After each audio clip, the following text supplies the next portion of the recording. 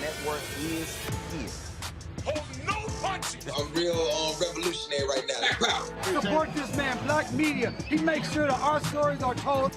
Thank you for being the voice of Black America, Roland. Stay black. I love y'all. All momentum we have now, we have to keep this going. The video looks phenomenal. See, this difference between Black Star Network and Black-owned media and something like CNN. You can't be Black-owned media and be scared. It's time to be smart.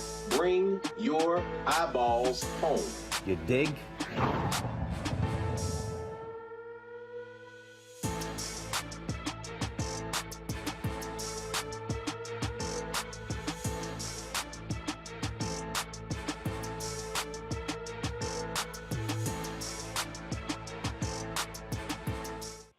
Today's Monday, March 14th, 2022. Coming up on Roland Martin Unfiltered on the Black Star Network.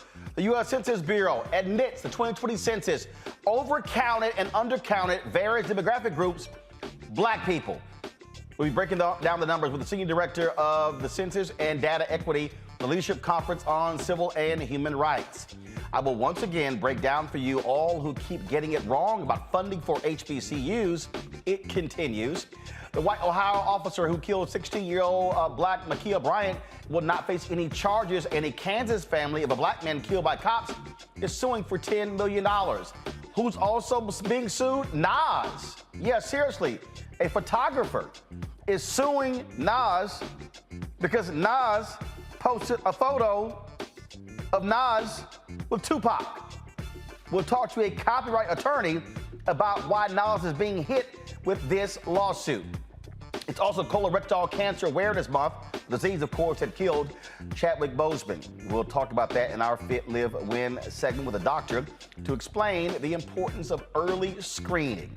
Folks, it is time to bring the funk on Roland Martin Unfiltered, right here on the Black Star Network. Let's go. He's got it. Whatever the miss, he's on it. Whatever it is, he's got the scoop, the fact, the find. And when it breaks, he's right on time and it's rolling. Best believe he's knowing. Putting it down from sports to news to politics. With entertainment just for kicks, he's rolling. It's on go, roll, roll, y'all. It's Roland Martin, yeah. Rolling with Roland now. He's funk, he's fresh, he's real, the best, you know he's Roland Martin now.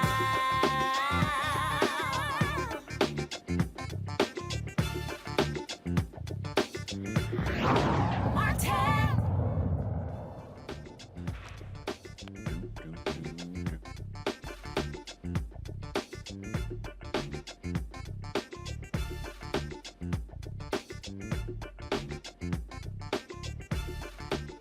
All right, folks, 2 years ago, what did we say?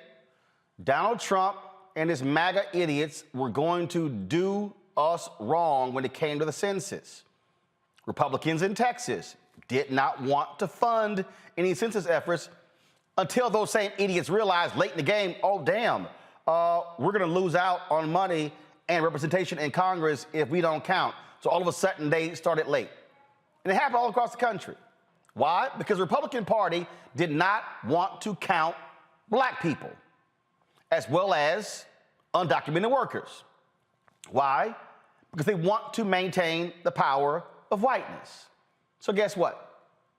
Now we know that there was a severe undercount in 2020. That's right, almost 20 million they missed as a result. Now, you might remember also that we were highly critical because the advertising agencies were freezing out black-owned media like us, and we didn't get any money until the last month, and we kept yelling, hey, count the black people. No, they wanted to do it their own way. This also was part of the problem. And so that's why we left with this undercount, looking at these numbers, folks. And you might say, all right, Roland, it's fine, it's undercount. But we told y'all, you undercount black people and Latinos, you also lose billions of dollars of federal funding. Joining me now to explain how the undercount happened is Ma'Khia Bryant. She's the Senior Director of Census and Data Equity of the Leadership Conference on Civil and Human Rights. So, Ma'Khia, look, everybody, all the civil rights groups kept saying, watch out, every 10 years, we have the same conversation. In 2020, in 2010, in 2000, in 1980, in 1980, in 1970, in 1960. I mean, because we know the impact of being undercounted, and we saw it happening, and the Republican administration, Donald Trump, and the Republicans in these state legislatures didn't care, and now we're at a point where almost 20 million people were pretty much left out. Hi, Roland. Real pleasure to be here with you. It is incredibly unfortunate that we are looking at an undercount of our Black communities, of our Latino communities, of our American Indian and Native American communities. And what we know was that we had political interference, we had a pandemic, we had natural disasters occurring. But, at the leadership conference, and as you just pointed out, we've pointed out that this is not just a 2020 issue. There has been a systemic undercount for decades of our communities of color. So what we've called upon is for the Census Bureau to rethink their operations so that we don't just accept the fact that we're undercounting. Doing more outreach can only get us so far. You just said you were asking people to be counted. We were part of a huge effort on a national level, on a state level, of trying to get every last person counted. But clearly, we need to rethink how we're approaching our communities and ensuring that their numbers are reflected. Well, see, one of the points that I was just making there when I was talking about in terms of how dollars were spent, I mean, we covered this, and one of the things that happened was that Young and Rubicam, I call them white ad agency, they made a decision. They said, hey, we're not buying any newspapers or any print products that are under 50,000 circulation. Okay, that was stupid to me because my whole deal is if you're trying to reach everybody, maybe what you do is you reach everybody by taking advantage of everything. Well, that pretty much froze out 98% of all Black newspapers in America, okay? And the strategy made no sense to me. And see, I know how that game is played. They didn't want to be bothered with the smaller papers. They would rather just, hey, give a big contract to a big media company. Okay, there we go, cool. Here, BET, you're Black targeted. Here's the money. Oh, here's another Black targeted. Yo, you got it. As opposed to those groups, those Black-owned media outlets, those Hispanic-owned media outlets that know people, know how to reach the audience, know how to talk to the audience, know how to program to the audience. That also plays a part of this because you got to walk people through. Like, why in the hell should I fill this form out? You got to connect the dots. Not filling the form out could also screw your community. But when you don't have that outreach, you end up with this. Yeah, I mean, 100%. The core of the census campaign, and it sounds like you know this exactly, right, is relying upon trusted messengers. So we really need to encourage everyone, the Census Bureau, anyone we work with, that when they're planning this, that they're looking at the trusted messenger. You and I both know, or your audience knows, that there is a mistrust of the government. And there's a reason there's a mistrust of the government. So we have to rebuild that mistrust. And we do that through those trusted messengers like the ones you're talking about. And we need to ensure that their voices are being brought to the table. Well, one of the things that was a trip is that I was talking to Carol H. Williams' agency about this. And, what they did was they said, all right, to reach Black people, we're just going to rely on these large major events. OK, you're right. COVID hit. Events didn't exist. And so all of a sudden, they had to recalibrate. And they recalibrated late because COVID hits in February, March, ramps up in April, May. They had all of these different outdoor events. They were trying to go to Essence Festival, all of these different places, and strategy went out of the window. And so as we kept going into 2020, it was like, and again, the agency that controlled the money froze out the Black Ad Agency. So they weren't even listening to Carol H. Williams. And so all of a sudden she's like, hey guys, you might want to recalibrate, you might want to figure out a different strategy. Here are the digital platforms, how to reach people. No, they were arrogant about it. And so then the people who are always in control, this is where politics matters. Who is in control of the White House when this matters as well? And so when you have Republicans in control, frankly, they aren't going to be as aggressive when it comes to trying to count everybody because they're playing politics. That's exactly what Donald Trump and his MAGA minions did. Yeah, I understand and I hear you, Roland. And, you know, the pandemic hit. Actually, it's even crazier than you think. I'm actually based here in New York City. The census forms started coming out on March 12th. And I remember on March 13th being told to go home and being allowed to go back to the office in 2 weeks. And you and I both know what happened then, right? So there was that moment. There was that digital recalibration moment. I think it took everyone a minute. But I think when you have that moment, you have to be mindful of recalibrating for everyone, especially the communities of color. And also, talk about that citizenship question. That was a fight with the Trump folks. That also played a huge role in this as well. The huge concern was, as you allude to, that once that citizenship question was threatened to be added to the form, that our undocumented communities and others, mixed families, and by that I mean where you might have one undocumented family member, and the rest are here, you know, with their working papers, but no one will fill it out. What would this do? Why did the government want that information? But even more importantly, the Census Bureau had tested it and found that this was not a good question to add to the form, that it would lower the response rate. So yeah, many organizations went to court to fight to ensure that the citizenship question was not added, and it was not. But you know, a lot of people believe that just the mere concept of it being added led to fear in the undocumented communities and led to them not responding. Okay, so here's one of the questions that I keep seeing from my followers. So is there any way to actually, some say do a recount, some say do an adjusted recount, or is it a situation, nope, too late, we got to wait now 8 years?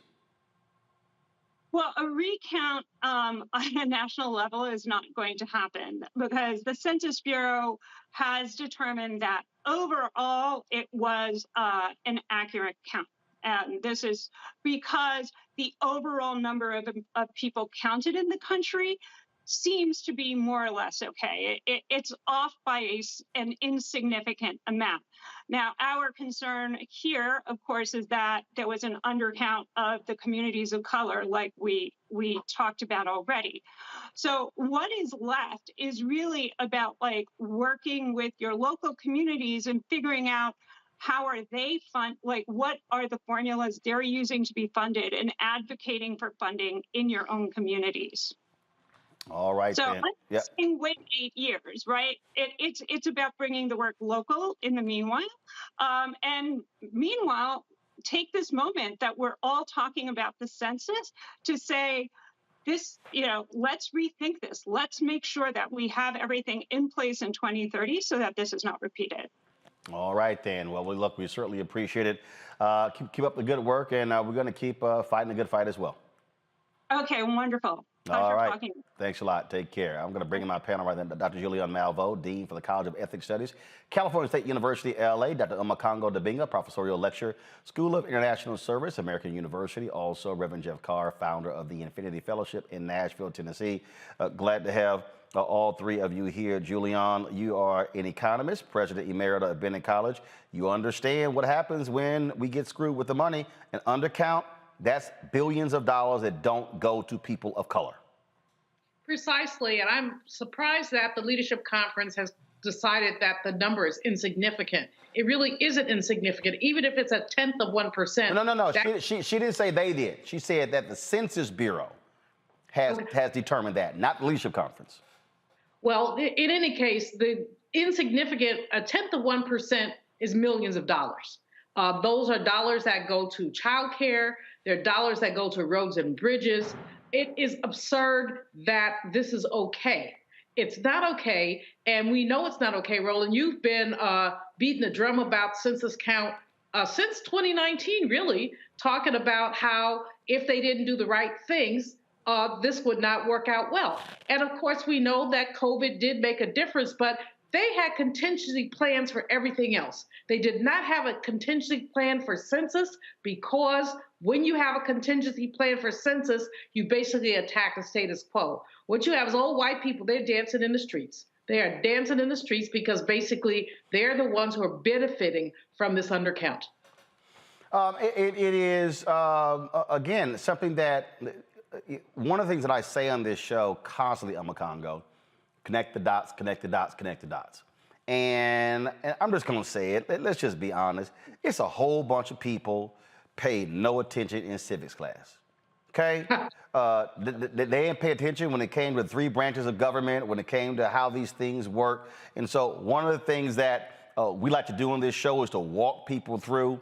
And this was one of those perfect examples. And one of the reasons why I was going off, on Young and Rubicam on not spending the money is because I saw them just throwing millions of dollars at other folk, and what they were doing was just running ads.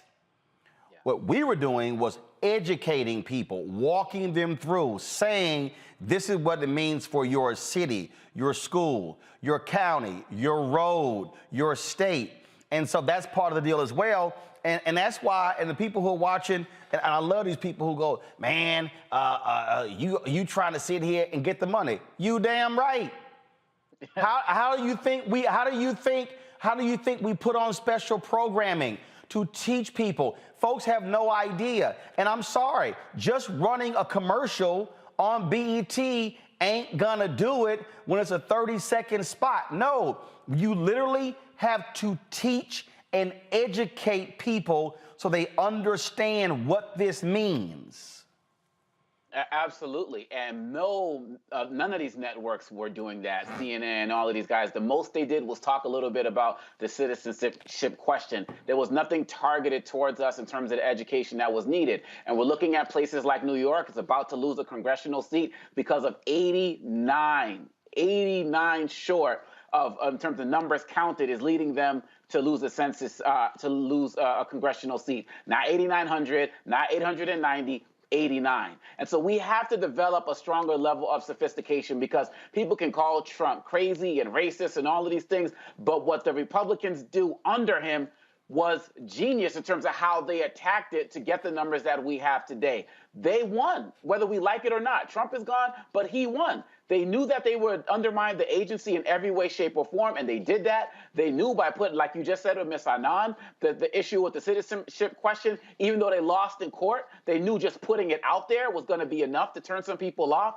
And one of the things that I think we need to talk a little bit more about in general with these issues, we're talking about the undercount, but I'm also finding myself curious about these overcounts, because these white communities and Asian communities are still getting overcounted. So are assumptions being made that, white fathers and whoever are in the home and that black fathers are not? Like, where is the overcount coming from as it relates to that? But you're absolutely right, you and your guest as well. We need to use this time for these next 8 years to have more education. The Bureau, now that it's run by Biden, they need to get more sophisticated and figure out new ways to get out there and collect this information, because we don't know who's going to be in power 8 years from now. And if we don't do that, we're going to continually be undercounted and continually be under-resourced in ways that you've been saying for years. If we're not going to get it now, I don't know when we're ever going to get it, but we have to keep speaking up on it. You know what, Jeff? Some idiot on my YouTube channel, Caton Baseball Footage, goes, census was able to be done online. Stop making excuses for black folks' lack of participation. All right, so let me deal with that, because obviously Caton Baseball Footage is too dumb to understand what is happening in the real world. First and foremost, COVID exposed the reality of online. It exposed people who can get online and those who can't.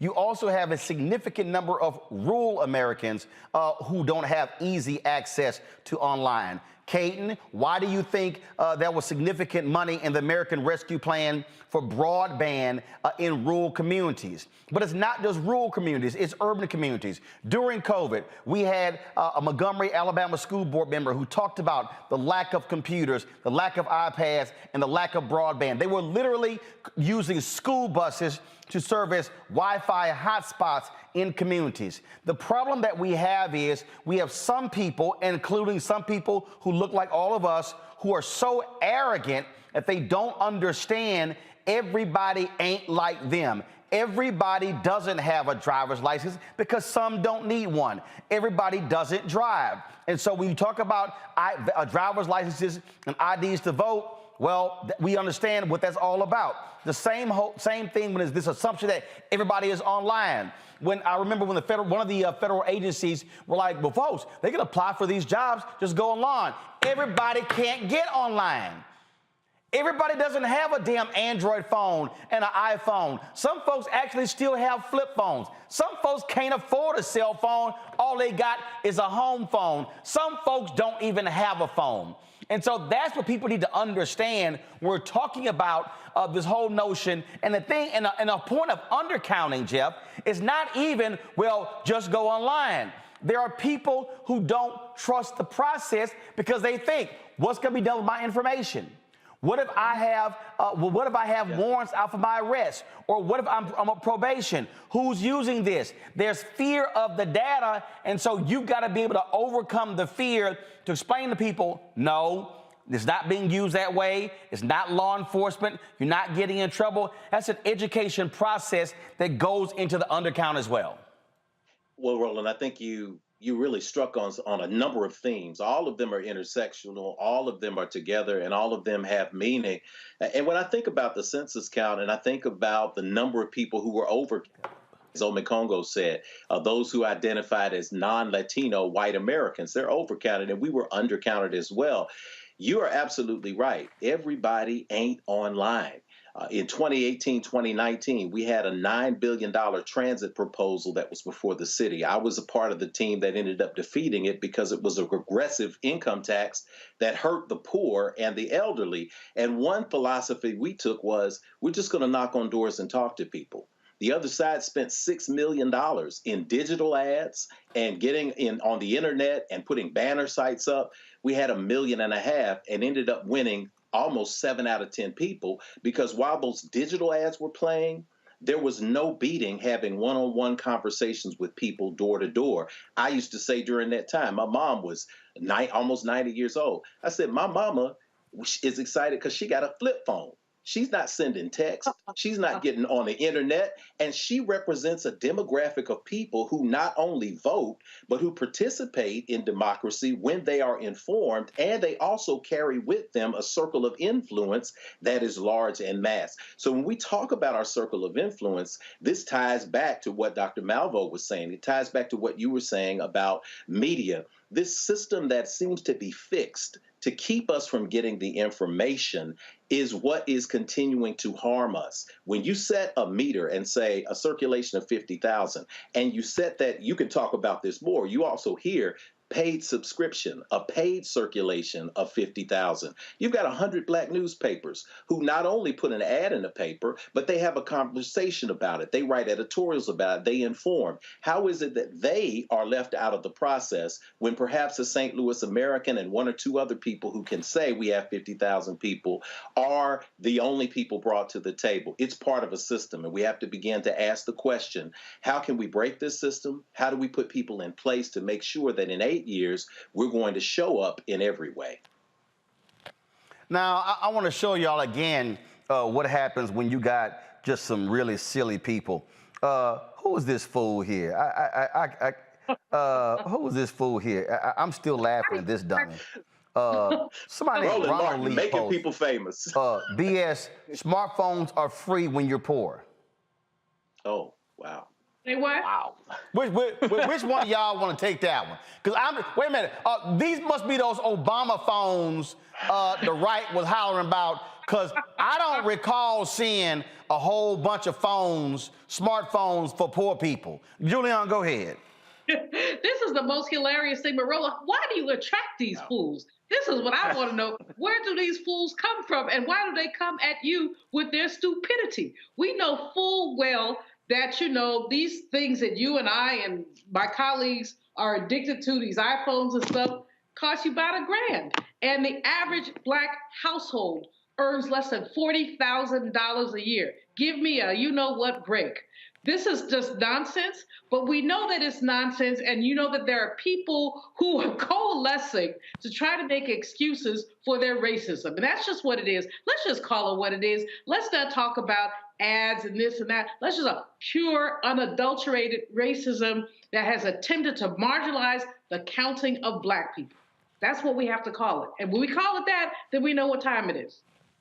Well, and I'm just laughing. And this is not just, for me, this is not just even when you talk about racism and white. It's some arrogant black people who fall for this stuff, Congo.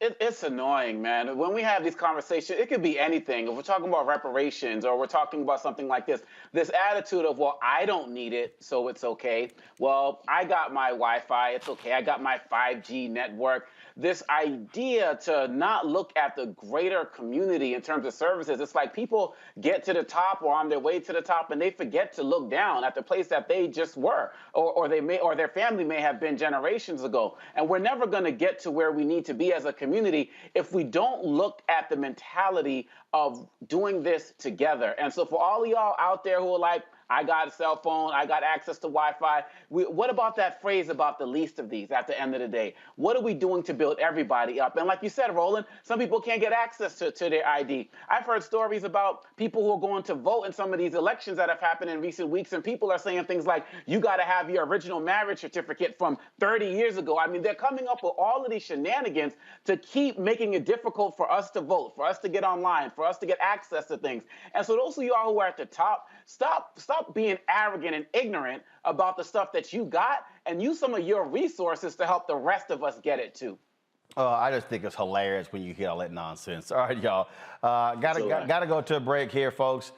When we come back right here in Roland Martin Unfiltered, speaking of stuck on stupid, there continues to be people who are stuck on stupid. They just keep pushing out nonsense when it comes to HBCU funding. Last week, the Biden administration talked about the one-year anniversary of the American Rescue Plan. And all the people kind of like, Biden said black HBCUs was gonna get $45 billion. No, they didn't.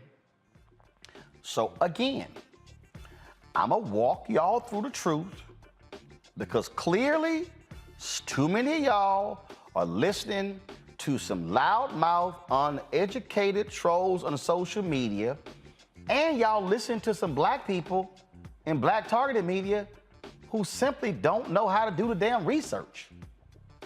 I'll break it down next, right here on Roland Martin Unfiltered on the Black Star Network.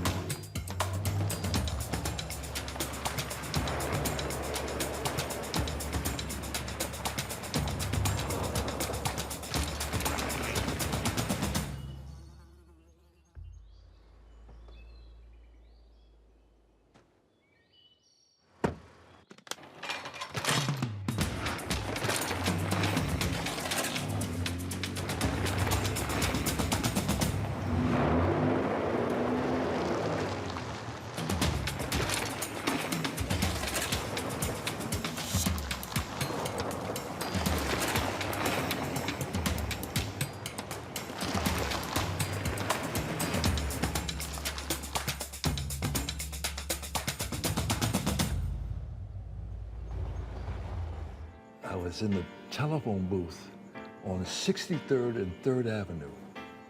Brought my coins in and dialed the number. Mr. Parks, this is Richard Roundtree. Oh, yeah, yes.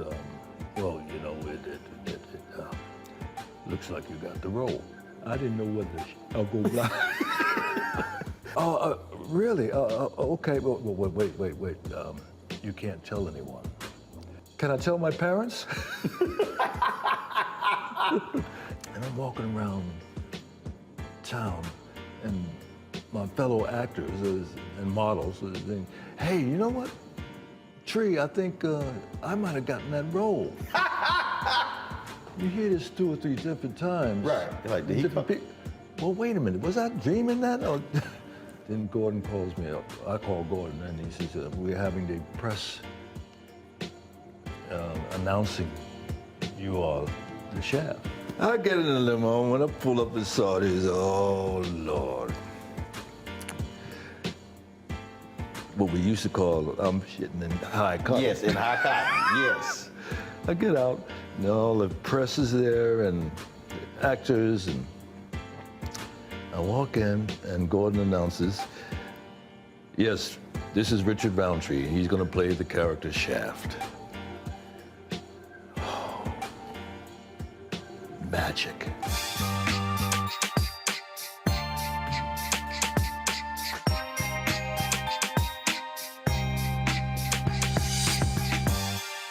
What's going on? This is Tobias Trevelyan. Hey, I'm Amber Stevens-West. Yo, what up, y'all? This is Jay Ellis, and you're watching Roland Martin Unfiltered.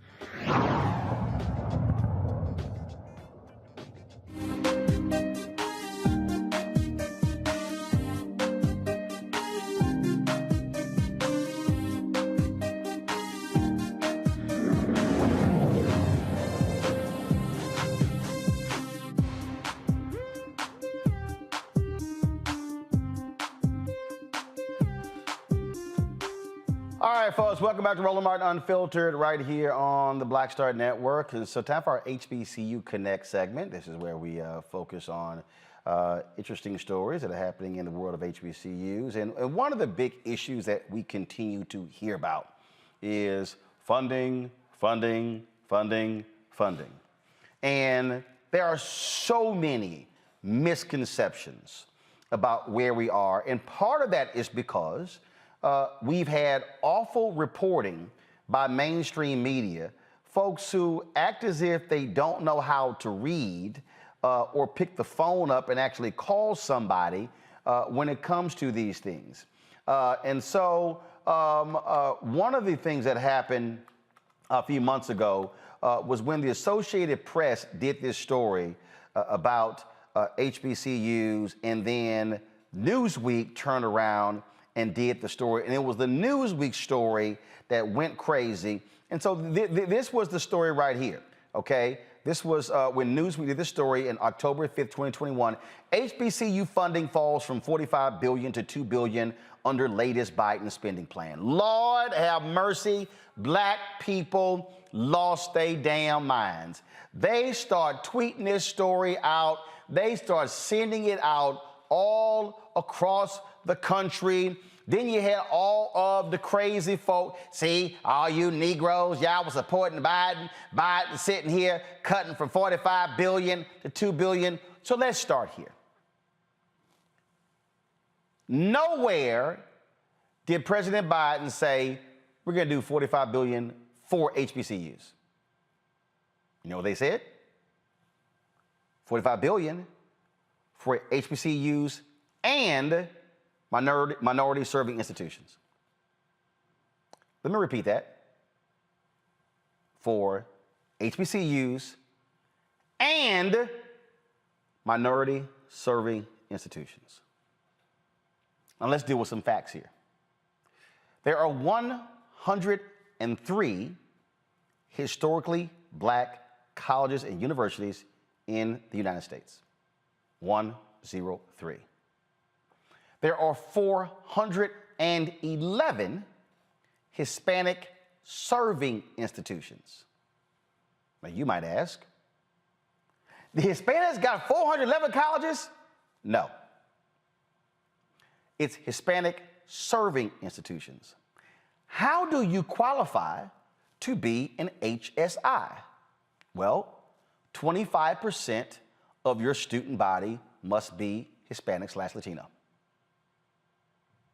My alma mater, Texas A&M University, is an HSI.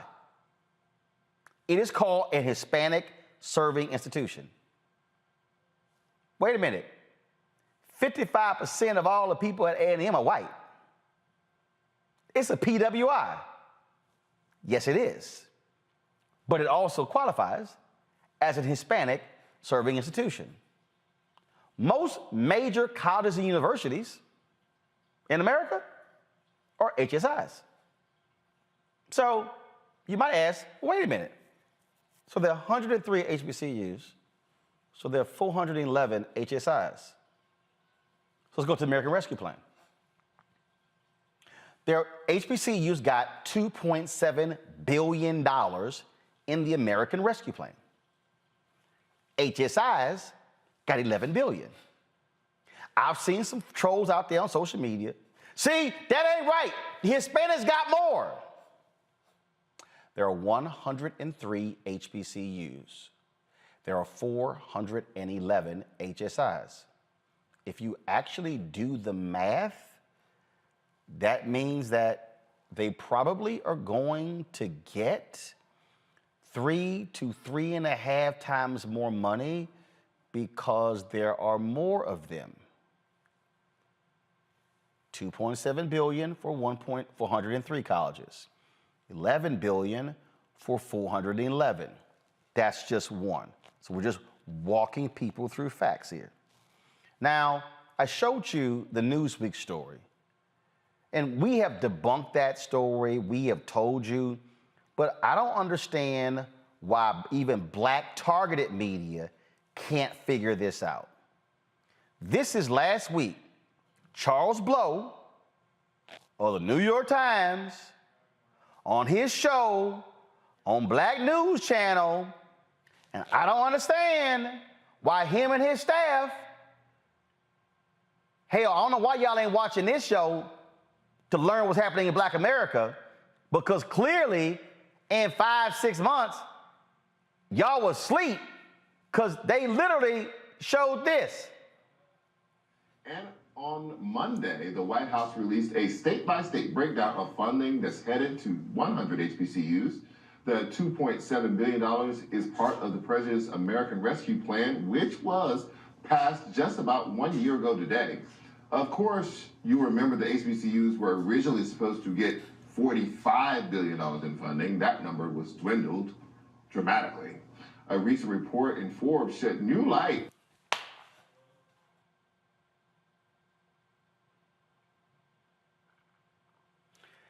That story was from October, y'all. November, December, January, February, March. 5 months. 5 months. That story has been debunked. And Charles and you and your staff at Black News Channel, y'all still are getting it wrong. You're getting it wrong. And hell, they got a bigger staff than I do. Y'all, this makes no sense. And this is what I'm saying. This is the criticism that I have when black targeted and black owned media follows white mainstream news and the reporting on black people, and they end up parroting white mainstream news. So you black, you like, well, Charles Blow and Black News Channel said it, so it must be true. No, it's not. And so we're walking you through this. And so let me show y'all. Not only that, let me just play this again so y'all can understand what I'm about to lay out. Okay? Listen again. And on Monday, the White House released a state-by-state breakdown of funding that's headed to 100 HBCUs. The $2.7 billion is part of the president's American Rescue Plan, which was passed just about 1 year ago today. Of course, you remember the HBCUs were originally supposed to get $45 billion in funding. That number was dwindled dramatically. A recent report in Forbes shed new light. Come on. The American Rescue Plan was one funding source for HBCUs. $2.7 billion. That the only funding source? No. So pull the graphic up, y'all. So we'll explain to y'all what's in the American Rescue Plan for HBCUs so y'all can see it. Here it is right here, okay? More than $10 billion to over 1,000 community colleges. More than $190 million to tribally controlled colleges and universities. Approximately $11 billion to Hispanic serving institutions. $5 billion to Asian American and Native American Pacific Islander serving institutions. Again, it says almost $1 billion to predominantly black institutions. Okay, keep going. Okay, all right, so that's what we have. And then, of course, you have the individual breakdown when you start looking at the numbers, when you start looking at in terms of what each individual school got, and when you start breaking that thing down, and then what that begins to show, and I'm going to show you in a second what that looks like. Now, see, here's the deal. I told y'all the American Rescue Plan was one pot of money, okay? What's the operative word there? One, okay? One. That's not the only pot of money. So what did we tell y'all?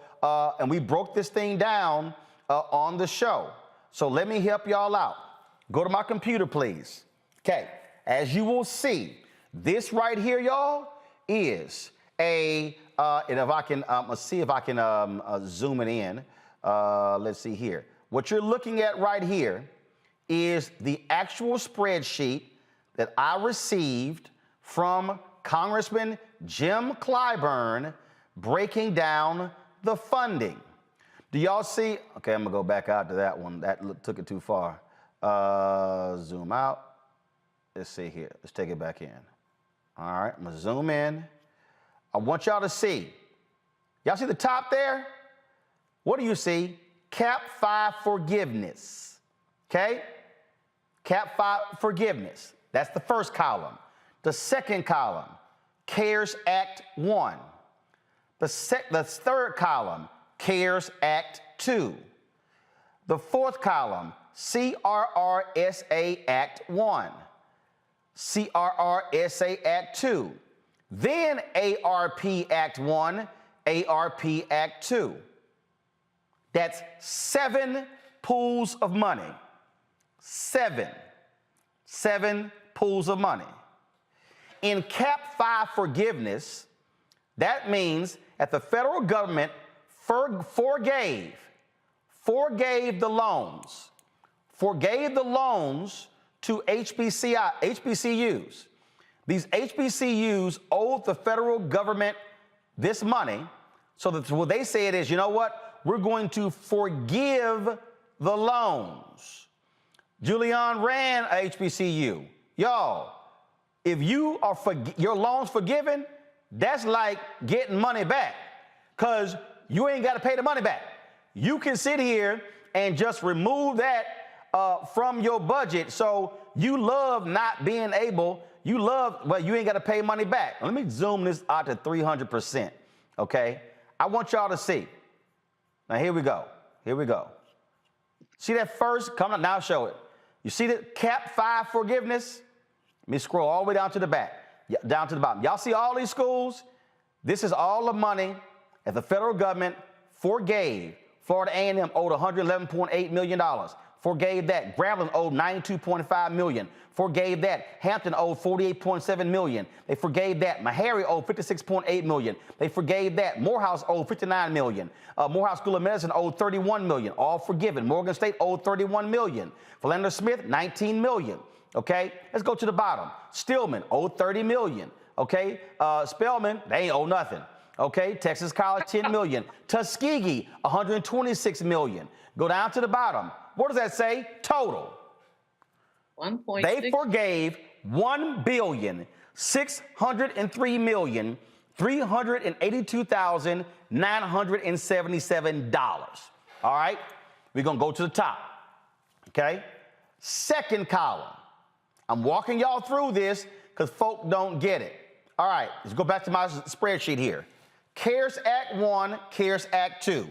What the Biden people released last week was it. This is CARES Act 1. That $2.7 billion was CARES Act 1, okay? Back to my computer. I will scroll down. You will see here, CARES Act 1 and 2. This is what went to all of these HBCUs.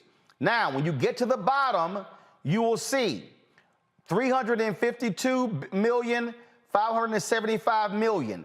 So HBCUs in CARES Act 1 and 2 receive almost $1 billion. 575.5 million plus 352.7 million comes out to about 920 million, something like that. All right, we're gonna go back to the top, y'all. That's CARES Act 1 and 2. Let's scroll over. CRRSA Act 1 and 2. Let's scroll down. What do the HBCUs get in those two? They got 583.8 million, then 852.8 million. Y'all, right there is $1.4 billion in CRRSA. Let's go on to the top. American Rescue Plan 1, American Rescue Plan 2. Scroll on down. What does that come out to? $1 billion, $1.57 billion. That's the $2.7 billion right there. So, final column, total for all 7. Go to the bottom. I'm showing y'all real numbers. So, out of 7 pools of money, HBCUs receive $6,567,665,681. Y'all, that don't mean they're not gonna get money next year. And then the next year. So for all y'all listen to these fools saying, all the HBCUs, all they got 2.7 billion. No, go back. That's the number right there. $6,567,665. Now, let me blow y'all away. Okay? Julianne knows this well because she ran an HBCU. So I love the people who yell, holler, and scream. So Julianne, I'm gonna do this here. So I don't have a larger calculator, so I'm just gonna use this one right here. So 657,000, go to my computer. So again, so this is how I want y'all to do. So right there, y'all, that's 6.57 million. This is billion. There are 280,000 HBCU students. Okay? I put in too much numbers. 6.7 billion. Let me find my calculator. The 280,000 HBCU students, okay? So if you take 6.87 billion, another one, divided by 280,000, y'all, you're gonna come out to 200, first of all, you're gonna come out to almost 24,000 per pupil. Again, so Julianne, what that means, that's out of the 7 pools of funding, HBCUs are getting on average 24,000 per pupil. Can you explain to people how that ain't chump change per pupil? Roland, that's cost of attendance for 1 year for a student at Bennett College. Cost of attendance, tuition, room and board is roughly $25,000. So that's cost of attendance. You know, because I called you one day hyperventilating and crying. When I was at WVON radio doing my morning show, y'all were trying to raise $30,000 to keep these girls in college. Yeah, because I had students that I was being required to put out because they had balances. And my job was to try to find the money because they were seniors. You want to put seniors out when they're about to graduate, but if they owe, because the federal agencies, and I hope that Vice President Harris has also worked with some of these agencies to make sure that we don't have to use the stringent guidelines to put people out. But that money really helps. It really, truly helps. I have to tell you, that first year that I was at Bennett College, I thought I was a beggar with a tin cup. I think everybody I knew, you, Susan Taylor, Reverend Jackson, I was just begging. That's all I was doing, was begging, like, friends, please help me. And thank you, Roland, and many others, y'all did. But this really is monumental because when I went to Bennett, actually, we owed the federal government millions of dollars at an 8% interest rate. Now, praise the Lord, I'm an economist. And so what I said is we got to renegotiate this down to a lower interest rate. I didn't say we didn't want to pay because, frankly, some of our CBC members said, well, you got to pay. I was trying to get forgiveness then. And they said, you got to pay. I said, well, can we pay at a lower interest rate? And we were able to do a few things and maneuver some things to do that. But many of our smaller HBCUs are saddled with this horrible debt that's a function of predatory practices on the part of the Department of Education. And I think that this is really, it gives HBCUs new life. It really does. It's so refreshing. I mean, I'd go back and be a president now under those conditions. And back in the day, I was like, okay, I'm up out of here because this is just too crazy. So no, Roland, you are absolutely right. And this reporting is absolutely right. And there's 7 buckets of money, and too many people want to just look at one bucket. There is also some tension. I work at an HSI right now, Cal State University, LA, of course. So hold on. Before you go there, I just want, because see, you mentioned Bennett. So here's what I want y'all to see right here. So when you look at this, before you go there, I want you to look at this here. Okay, let me find Florida. Give me 1 second. I just had it. Lord, where'd I move Florida? Okay, so here's the deal. When you look at this here, y'all see all them zeros for Bennett. That's because under this chart is state appropriations, state grants, total state funding. Bennett is not a state institution. It's a private college. What's that far right column y'all see? Federal COVID relief funding, right? Well, guess what, folks? Bennett College received, I think the number is, so you see right here, Bennett received $32.8 million. Where that arrow is right here, y'all, that's the Bennett line item, $32.8 million. I can guarantee you Bennett is very thankful to get almost $33 million in COVID relief funds. It's called fresh air. It's called fresh air for the president. It's called opportunity to build and to grow. It's called not having the shackles of debt where you have these darn banks and others pushing you. No, I have to tell you, this is good news in HBCU land. And presidents are basically dancing in the streets. And you're right, our privates who are covered by the United Negro College Fund, y'all contribute to United Negro College Fund. The privates get less money than the publics do because of the state money. So this is just it is so important and so amazing. And Roland, thank you for this coverage. Thank you for this opportunity for me to say, thank you, Brother Biden. But see, I'm going to sit here, and I love these. I got some fool on YouTube, Dre Smith, you shilling for the Democrats. Actually, no, I'm stating facts. Because see, for all y'all who sit out there just with you little keyboard gangsters, all y'all do is talk shit about CBC ain't this, ain't that. Yeah, why don't you go tell Congressman Bobby Scott, who is the person on the House Education Committee, who is walking this stuff through. See, all y'all sitting here running y'all mouths, complaining, you just sitting here, I just think you just, no, this ain't shilling for Democrats, because what some of you fools don't realize is a couple of these bills actually happened under Donald Trump. Fools. Okay, for all you fools who know nothing about the Constitution, the Constitution states, anything dealing with money from the federal government has to originate in the House of Representatives. Come on now.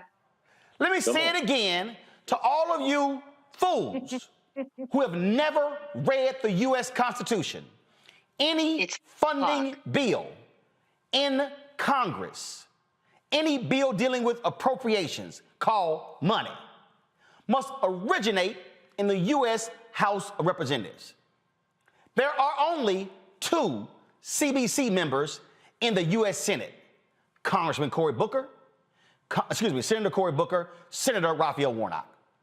There are 56 CBC members, which means 54 of the 56 are in the House. They represent the largest caucus on the Democratic side. So when y'all are sitting here, I don't know what the CBC doing. Hello, here you go. Because here's the deal. If the funding bills don't pass the House, it can't even get to the Senate.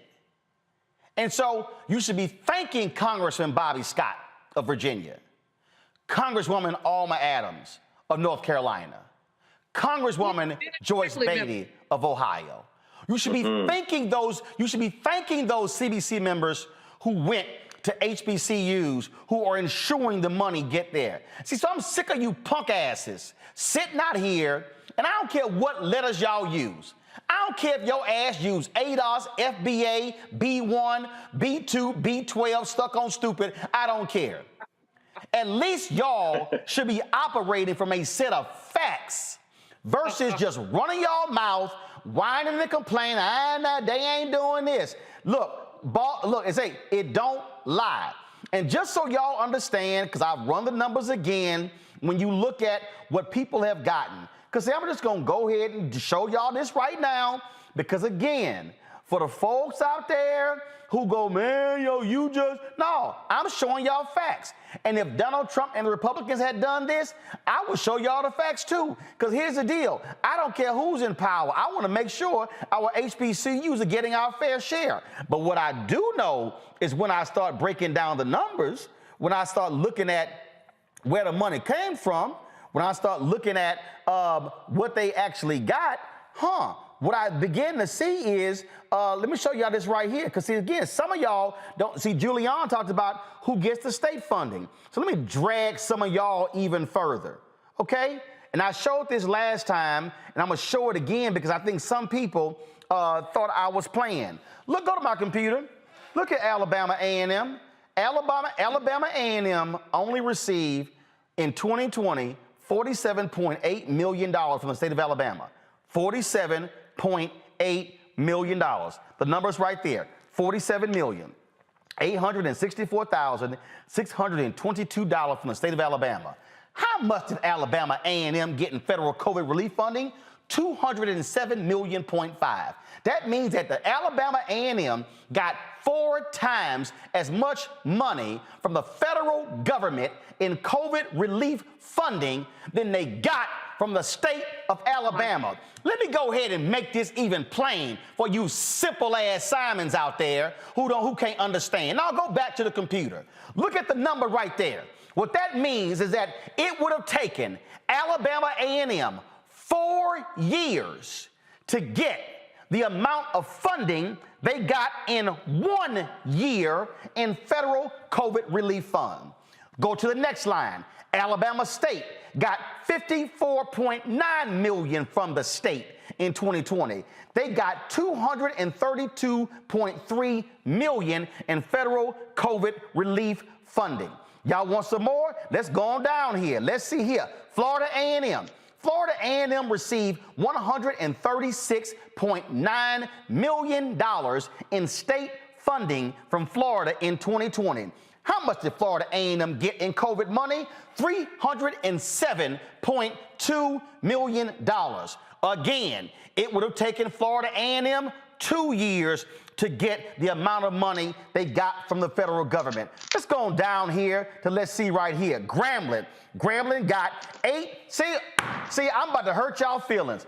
Grambling State University got $18.9 million from the state of Louisiana in 2020. How much did Grambling State get in federal COVID money?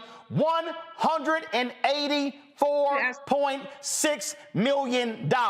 What does that mean? That means that it would have taken Grambling 10 years to get the amount of money they have gotten in federal COVID relief money. So for all y'all simpletons who want to sit here and say, I don't know what, you can't show me what they got.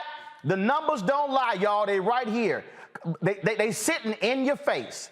Albany State, $29.6 million from Georgia, $95.8 million in federal COVID relief funding. Fort Valley State, $24.2 million from the state, $51 million. Savannah State, $24.9 million from the state, $80.3 million from federal COVID relief money. Y'all, I'm sorry. So I just need to understand, for all y'all out there whining and complaining about we ain't got this, ain't got that. And here, I'm not saying that's enough. I'm still not satisfied. But what I'm not going to do is disrespect the black folks in Congress who made this happen, because some of y'all stupid. Jeff, y'all can go ahead and comment. Man, look. First off, you're teaching a lesson here. And everyone here is teaching a lesson. I got a text from one of your great followers and supporters from the Bring the Funk fan club, Brother Carnell Scruggs. I'm shouting him out because he was so excited and my phone is blowing up. This means that people are saying this is information we need. This is information we needed to hear. This is why we are here today. This is why you got an expert with the spreadsheets showing you the facts. This is why you got the wisdom and experience of Dr. Julianne Malveaux here present. The reason why is something that I teach people every week. I say that a proven practice outweighs a brilliant theory. We can talk all day long, but when it comes down to the numbers, when it comes down to people who have experienced this on the front line, that's who you listen to. For those who might want to get out there and troll in moments like this, and they say, well, yeah, brothers got it, brothers attacking each other, and Roland talking about another network. Listen, don't mistake animation for animus. We come from a culture where we can sit in the barbershop, we can sit on the street corner, we can sit in the church office, and we can go at it head to head, and we can leave there and not take it personally because we're getting to the truth. You have gotten to the truth here. Brother Carnell said, where can I find this spreadsheet? So make sure you share it with people, because people who are interested in getting this information and knowing the truth are interested in not only digging deeper, but dispelling the mythology that is out there. We gonna post. We gonna. Lauren Burke, she posted this. I put it out on Twitter. I'm gonna have my digital guy put this on Roland Martin Unfiltered, so y'all can actually see the spreadsheet yourself. Y'all can go down, and again, I don't know how Charles Blow and his people got it wrong. Hell, he went to Grambling. I mean, look, Prairie View. Look at Tennessee State. Tennessee State got $63.2 million from the state in 2020, and they got $115.5 million in federal funding. Prairie View A&M University, $72.3 million from Texas, $172 million from the federal government in COVID relief funding. TSU, Texas Southern University, got $67.8 million from the state. They got $267 million from federal government in COVID. Y'all, again, this ain't about who went to a HBCU. I went to Texas A&M, but damn, I know how to read. But here's the most important thing, Congo. I also know how to call black people in Congress and say, can you send me the actual numbers? See, I'm not interested in what the hell Newsweek said. See, I need all y'all to understand, okay? I don't need the Associated Press to tell me about black people. I don't need Newsweek to tell me about black people. I can pick the damn phone up and I can call any member of the Black Caucus to get the actual numbers. And that's my problem, Congo, when these damn black targeted and black owned media people repeat the bullshit from mainstream, and Negroes repost this shit on their Instagram page and their Twitter page and their Facebook page, and it becomes misinformation because they got to rely on mainstream when they should be listening to black owned people, black owned media who know how to do their own damn research. Hello. Most definitely. And if I recall correctly, that Newsweek story started from like an intern or something who was doing random work, and then the story picked up from there. And the fact of the matter is that people are still running with that 5 months after the fact. People are still going to try to use that to hammer Biden and get these young people to think that he doesn't support HBCUs. And the fact of the matter is, while Dr. Malveaux was at Bennett College, I was a student at Morehouse College, and I was working 2 or 3 jobs just to stay there, and I couldn't even finish my freshman year there because of financial issues. And so I've also lived this story. And so when we're talking about what's actually going on, people who are out here in the business, the CBC has to be the most unappreciated members of Congress, right? I mean, we don't get an anti-lynching bill, until we got it. It's them. We don't get the George Floyd bill. It's them. And no one's looking at the work that they're doing. Even though both of those bills passed the House, but they died in the Senate, so the CBC did move. Go ahead. That's right, where we don't have enough representation in the Senate. Hello, midterm elections coming up. So look, at the end every single day, with these hate crimes happening at HBCUs, the Congressional Black Caucus members are on it. Benny Thompson are on this. So when it comes to this money, look, everybody out there, when you did this segment last time, Roland, I copied it. I posted it to everybody. When you said you were doing it tonight, I sat back. I'm like, word, because class is in session. These are our institutions, y'all, and we got to get it right because people are going to do everything possible to cast aspersions and disrespect our HBCUs and disrespect our Black representatives who are fighting for them every single day. And Biden has made good on this promise. Give credit where credit is due. Roland's #1 motto: you do good, I'm going to talk about you. You do bad, I'm going to talk about you. Either way, I'm going to talk about you. And this is a good story that needs to be celebrated. And when the spreadsheet is out, we're going to put it out there, and everybody needs to throw this in the face of everybody who says Biden doesn't give a damn about HBCUs. Numbers don't lie if you care to actually research the numbers. Julian, final comment before my next guest is waiting. Go ahead. I can make a really quick point. People diss the Congressional Black Caucus because of what they say they don't do. What we need to understand is what they prevent from having happened. Our Congressional Black Caucus stands in the gap when some crazy, white people block us. So let's not only look at what they do, but look at what they prevent, how they prevent foolishness and chicanery from going on. So I'm tired of people. I don't think they're all perfect. At least 5 or 6 of them ain't worth 2 dead flies, to tell the truth, but I ain't gonna tell you which ones. But the fact of the matter is, at the end of the day, they prevent more nonsense than we ever will know about. And this the last thing right here. And again, I just want y'all to show how mainstream media fails us. This is Politico. This is for their story from, and I'm sorry, Eugene Daniels, he black, and he screwed it up. This is from November 9, 2021. Biden made huge promises to HBCUs. Can he sell its student on compromise? If y'all scroll down here in this article, it will tell you right here, y'all. Funding for the nation's, this is my last point. Funding for the nation's more than 100 HBCUs is one of the many things in the president's Build Back Better agenda. And from the point of its introduction in the spring, HBCU advocates and students had held out hope that President Joe Biden and Harris would deliver.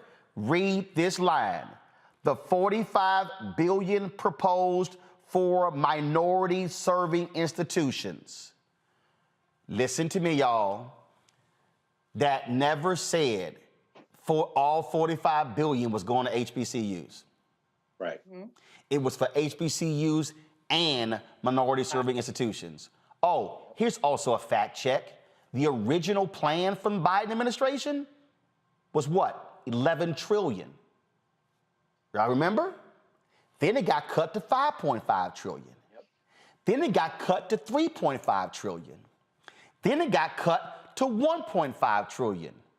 Oh, what happened? The House passed the 1.5 trillion plan. The Senate didn't. So y'all, the bill never passed. How can you say, oh my God, it failed? It never got passed. Civics 101. Civics 101. Yes, sir. Y'all have got to, this is why, y'all, I keep telling y'all, Stop listening to these so-called new black media people who don't call nobody, they ain't got no sources. They got no interviews because they don't check stuff.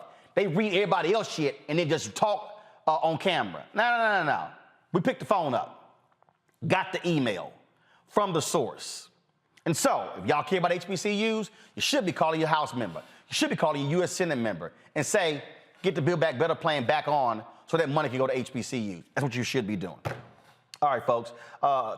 Next story, we're gonna talk about how in the hell can somebody take a picture of you and you post a photo of you, then they sue you for using their photo of you.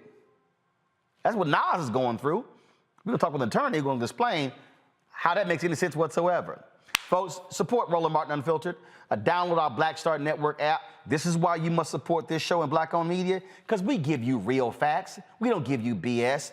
Every platform, Android phone, Apple phone, Android TV, Apple TV, Roku, Amazon Fire, Xbox One, Samsung Smart TV as well. Also, join the Bring the Funk fan club. Y'all, I went to the mailbox today. Look, a lot of y'all don't believe in Cash App, Venmo. Y'all can tell right here. All this was in the mailbox today. So if y'all want to sit here and send your check and money order, trust me, y'all gonna make me go through and deposit each one, sign and deposit each one of these checks electronically. And yes, I will, because this shit ain't Bitcoin, it's real money. So P.O. Box 57196, Washington, D.C. 20037. Cash App is $RM Unfiltered. PayPal is R Martin Unfiltered. Venmo is RM Unfiltered. Zelle is Roland at RolandSMartin.com. Roland at RolandMartinUnfiltered.com. I'll be right back.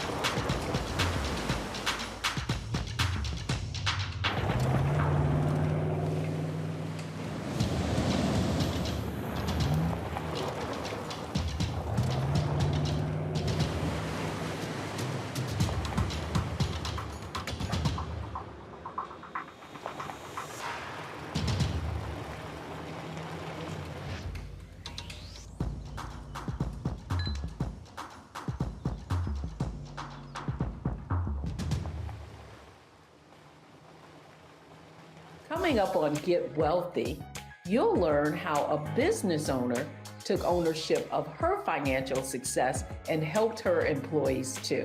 You'll meet a CEO of $1 million company and how she took ownership of her financial success. I am the president and CEO of Stability Management Solutions, and it has opened up the doors to me to become an investor as well as a serial entrepreneur. Watch Get Wealthy right here on Black Star Network.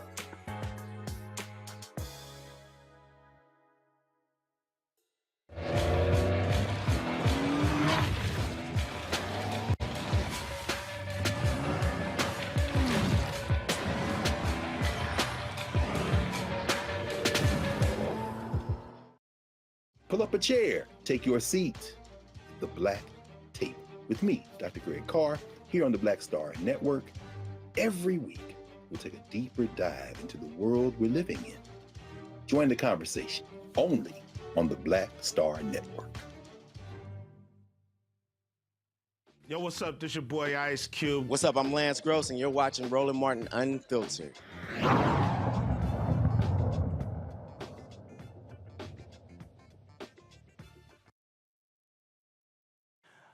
All right, folks, welcome back to Roland Martin Unfiltered on the Black Star Network. So, this has always been real interesting to me when we talk about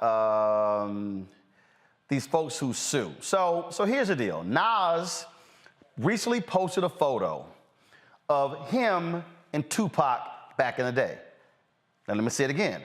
This is Nas and Tupac. Well, Nas posted the photo on social media. Well, now Nas is being sued by the photographer, Al Pereira, who's claiming that the artist shared the image without his permission or licensing for his work. Now, the photographer claims the iconic image has diminished its value because he posted it on Instagram. Now, this same photographer has filed more than 450 copyright infringement lawsuits against different celebrities in the last 7 years. All right, joining us right now is Shay Lawson, intellectual property and entertainment attorney out of Atlanta. And so, Shay, I'm glad to have you on here because, this is what is weird to me. Somebody take a photo of me, but they own it, and it's me. How? That's just how it works, Roland. Copyright is with the author or the person who created it, not the subject. It's the person who took the picture, made the video, wrote the book. It's not the subject of the book. It's not the subject of the picture, the subject of the video. It's the person who actually made it. Okay, so explain to me then the difference, though, when CBS when they aired the MLK I Have a Dream speech, got sued by the King of State, even though CBS covered the event. CBS was using footage that they shot of the event, but they got sued, and that led to a situation where you got to pay the King of State because they allege that that was still Dr. King and his words, and they controlled his likeness and image. Correct. So there's a difference between the actual footage and somebody's likeness and image. And somewhere else in the media where it's come up recently is Jay-Z suing the photographer for the reasonable doubt photo, and they're in their own litigation, right? And so the idea is that people are only watching this because it's about Dr. King. You are using the celebrity of my name and likeness to draw people to a program they wouldn't watch if it was about Joe Schmo. So it's the same thing as a photographer. You could be an amazing photographer, but would people care about you if you hadn't taken that picture of Nas? If you hadn't taken that picture of Tupac, would people still care as much about you? And that's a name and likeness claim, completely separate from the ownership of the picture. Okay, hold up. So if I'm Nas and this person is selling a photo of me and I haven't given him permission for my likeness and image, how can he make money off of me selling a photo that I'm in? Boom. That's the argument right there. And I think that people are getting on Snoop for the wrong reasons. And of course, he's not an IP attorney, so he can't really articulate it. Don't worry about it. Don't worry about it. I'll call Snoop to explain it afterwards. So you go ahead and explain it so I can let Snoop know. Realistically, here's a caveat that the news outlets are reporting it, but the case was dismissed. It was filed and dismissed 8 days later. So that tells you, take from that what you want. But if I were Nas's attorney, I would countersue. I would say that your notoriety came from me, from using this, that, we would have an ongoing battle. So as much as this is your picture, you are benefiting from the fact that it's me in the picture, the same way paparazzi benefits from these celebrities that they're exploiting every day. I mean, I know some celebrities who have taken a photo of them on the red carpet, let's say Getty Images, and then they'll take that photo and they'll have their name still on it, and they'll get sued saying, well, that was my photo. The celebrity's like, yeah, but I'm the one in your damn photo. Yep. So basically, are you saying that let's say if I do that, if somebody's out there, so if I decide I'm gonna post some photos taken of me on my social media, and if somebody try to sue me, I'm gonna come back and say, hold up, your ass ain't got no right to profit off my name and likeness without my permission. I think, it's going to be a slippery slope, though, because on both sides, you have to prove that there was a damage, that you suffered some kind of damage. So this, I ain't get that money.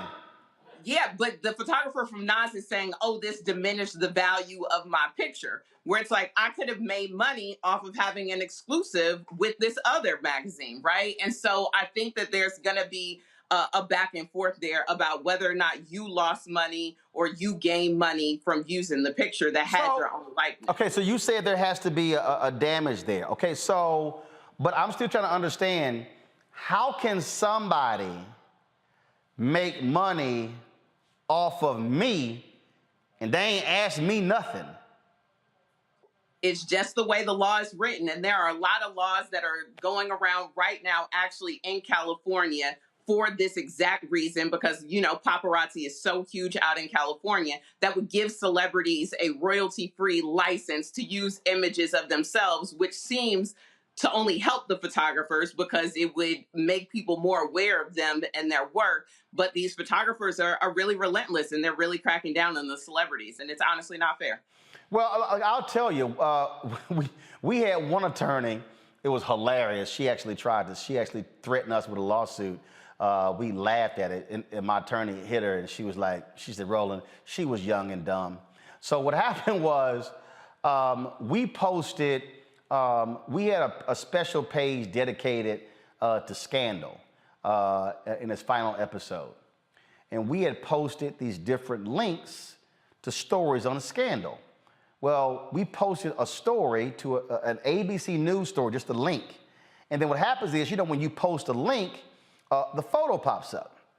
So I get a letter, them claiming that I used the photo, an unauthorized usage of the photo, and we had to show the idiot attorney, no fool, we posted the hyperlink. If you want to sue somebody, you better go holler at ABC. And of course, it came from AP or something like that. And so we just laughed them off. Of course, now granted, I had to pay my attorney to send a letter to them, but they literally were trying to sue, saying that we used the image. It was like, no, that's not how it works. When you post a link, the photo pops up. That's kind of embedded in the link. And so it was clear they were doing this, just trying to get money out of a whole bunch of different people using the same strategy. Roland, they do it. There are companies that specialize in this, and they go and they look for people who have websites, and they pulled images from Google, and they will send these. And guess what? The way copyright law is written is that if you have your copyright and you filed it before somebody infringed on it, it does not matter if they knew it was copyright. It doesn't matter if they knew it was against the law. It is called automatic statutory damages that can go anywhere from $750 to $30,000, and these companies know it. Jeff, you get a question, because I'm sure Jeff has a question. Ben, so, look, if you're a pastor and you're preaching and folks are circulating your words and using what you might say in a sermon. So Jeff, what you got for our guest? Hey, that's the least worry I have. That happens just every single day. You say something that registers, and then you look up at some kid on TikTok has said exactly what you're doing and remade everything. And that's just what's happening nowadays. I did a film, took me 19 years to make a film, and some kid comes along after we get distribution about 4 years ago, rips the entire thing, puts it on YouTube so he can get 70,000 views, and thinks it's absolutely okay. To our sister, who's the attorney here, who's just, thank you so much for this wonderful moment of teaching people all of the ins and outs of copyright law. Let me ask you a question that begs some explanation from many people out there. The designation public figure, is there some space where if you're considered a public figure, people can use your image and likeness for commercial or non-commercial uses? Right. That's a really good question. There's a very thin line there. If you are a public figure, especially if you are a politician or something of that sort, where it is expected that there will be news coverage of you, that people will talk about what you're doing on a daily basis, there are allowances for that. And so then there's a line here when you're saying like a commercial purpose. And then you also have to think about how much is it going to cost. Roland just talked about the attorney's fees that he had to pay, right? So you also have to think about what is the enforcement cost of going and taking down and enforcing against everybody, especially if your stuff has gone viral. And so if you are a public figure, if you are a celebrity, you might be closer on the line of having a name, image, likeness, like a right to publicity, because that's like a false endorsement, that you are using my face, my image, my likeness, my words in connection with your product, in connection with your company, in connection with whatever you're offering, that's leading people to believe that I endorse it, that I'm connected with it, that somehow brings more value to your brand because you're taking advantage of my celebrity. And that's the commercial line of, are you taking advantage of my celebrity by giving a false endorsement of your product or service or company by using my face, my image, my likeness, my words in connection with this? Awesome. Julian? So I often post pictures that are generic with my columns on my webpage, julianmalvo.com. I've been come at a couple of times and people say, well, this is my picture. It isn't theirs. I mean, it's like, as an example, I have a picture that says Wall Street because I wrote something about Wall Street. And these generic people came at me and they wanted like $300 for me to pay them for the picture that wasn't their picture. But I don't have unlimited dollars to fight this. What do I do about something like that? That's a really good question, Dr. Malvo. And you have to make sure that the things that you have a commercial license, that have a general comments license. There are plenty of websites like Pixels, Unsplash, places like that, where you can get royalty-free, kind of generic, they call them stock photos, that you can use for your works, because it doesn't matter how generic the picture is. It could be a picture of an apple, it could be a picture of a commonplace like Wall Street. But if someone can prove that that is their picture and they have the copyright registered, then they have that right to be paid for the usage of it. But there are plenty of places online where you can get royalty-free licenses to use pictures, to use video, and Unsplash and Pexels are just two examples. And that's where I would typically pull from so that you can kind of stay out the clear. You want to make sure that you own the rights to it or you have permission from the owner of the photography. Congo? This is very helpful, especially when you talked about the right to publicity, because I had some questions about that with the Jay-Z situation. You know, I teach a course on him at American, so I was following that closely. Thank you for explaining that. The question I have is, what do you do when you go into these sites like Getty Images and places like that, and you see a picture of yourself? Because I typed in something to the effect of like black males or something like that, and I'm scrolling through the images for stuff, and I see me. So, what's that about? And you like, hold up, how in the hell y'all like, selling where's me? my money? Run me my coins. I know. There's two things to that. There's two things to that. One, you have no right to privacy in public spaces. So if you were in a public place and somebody got a picture of you, then it is what it is because you have no right to privacy. The second thing is, and it's like such small print things that people don't pay attention to, that we all kind of gloss over. But when you buy tickets to events, when you walk into places, there is probably a disclaimer that says that by attending this, by purchasing a ticket, you agree to be photographed, featured, X, Y, and Z for any kind of purposes. And so you have to be really cognizant of these kind of very small print things that give you those rights. But on the other hand, you also, if you are the event producer, if you are the person who is getting the photography, you need to keep these rights in mind, because just because you paid that photographer does not give you the rights to the photos.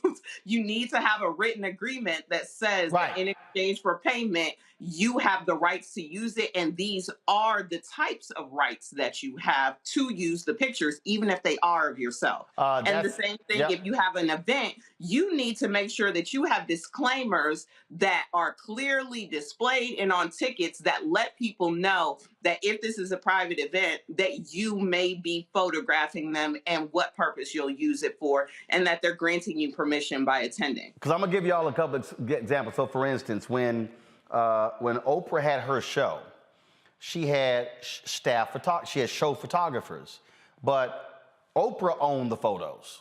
Mm-hmm. She owned the photos. And it's interesting because when she had her radio show, well, not, she's still on Harpo, on the Sirius XM show.